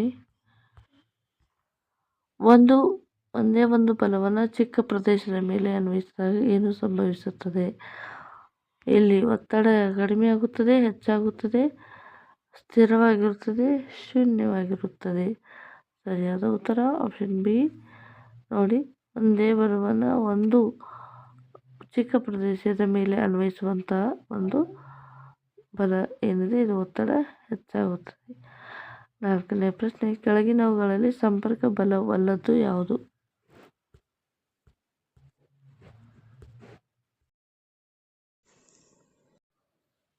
ಕೆಳಗಿನವುಗಳಲ್ಲಿ ಸಂಪರ್ಕ ಬಲವಲ್ಲದು ಯಾವುದು? ಸರಿಯಾದ ಉತ್ತರ ಗುರುತ್ವಾಕರ್ಷಣೆ ಬಲ. ಸೊ ಇದರಲ್ಲಿ ಏನಾಗ್ತಾಯಿದೆ ಅಂದರೆ ಇಲ್ಲಿ ಬರುವಂಥ ಘರ್ಷಣಾ ಬಲ, ಸ್ನಾಯು ಬಲ, ತನಿತ ಬಲ, ಟೆನ್ಷನ್ ಫೋರ್ಸ್ ಎಲ್ಲ ಕೂಡ ಸಂಪರ್ಕ ಬಲದಿಂದ ಉಂಟಾಗುವಂಥದ್ದು. ನೆಕ್ಸ್ಟ್ ಪ್ರಶ್ನೆ, ದ್ರವ ಒತ್ತಡಕ್ಕೆ ಸಂಬಂಧಿಸಿದ ಸರಿಯಾದ ಹೇಳಿಕೆ ಯಾವುದು? ದ್ರವಸ್ಥಗಳಿಗೆ ಸಂಬಂಧಿಸಿದ ಸರಿಯಾದ ಹೇಳಿಕೆ ಏನಪ್ಪ ಅಂದರೆ ಆಳ ಕಡಿಮೆ ಆದಂತೆ ಒತ್ತಡ ಹೆಚ್ಚಾಗುತ್ತದೆ. ತಪ್ಪು. ದ್ರವ ಕೇವಲ ಕೆಳಗೆ ಮಾತ್ರ ಒತ್ತಡ ಇರುತ್ತದೆ. ತಪ್ಪು. ಇದು ಏನಾಗುತ್ತೆ ಅಂದರೆ ಅದರ ರೈಟ್ ಮತ್ತು ಲೆಫ್ಟ್, ಅಪ್ ಡೌನ್ ಎಲ್ಲ ಕಡೆಗೂ ಏನಾಗುತ್ತೆ ಒತ್ತಡವನ್ನು ಹೇರುತ್ತದೆ. ಆಳ ಹೆಚ್ಚಾದಂತೆ ಒತ್ತಡ ಹೆಚ್ಚಾಗುತ್ತೆ. ಇದು ಸರಿಯಾದ ಉತ್ತರ. ನೆಕ್ಸ್ಟ್ 6ನೇ ಪ್ರಶ್ನೆ, ಆಣೆಕಟ್ಟಿನ ತಳಭಾಗವನ್ನು ದಪ್ಪವಾಗಿರಿಸುವ ಮುಖ್ಯ ಕಾರಣ ಏನು? ಯಾಕಪ್ಪ ಅಂದರೆ ಇಲ್ಲಿ ಏನಾಗುತ್ತೆ ಅಂದರೆ ಕೆಳಭಾಗದಲ್ಲಿ ದ್ರವ ಹೆಚ್ಚಾಗಿರುತ್ತೆ. ಹಾಗಾಗಿ ಆಣೆಕಟ್ಟಿನ ಕೆಳಭಾಗವನ್ನು ದಪ್ಪವಾಗಿರಿಸಲು ಮುಖ್ಯ ಕಾರಣ. 7ನೇ ಪ್ರಶ್ನೆ, ವಾಯು ಒತ್ತಡಕ್ಕೆ ಸಂಬಂಧಿಸಿದ ತಪ್ಪಾದ ಹೇಳಿಕೆ ಯಾವುದು?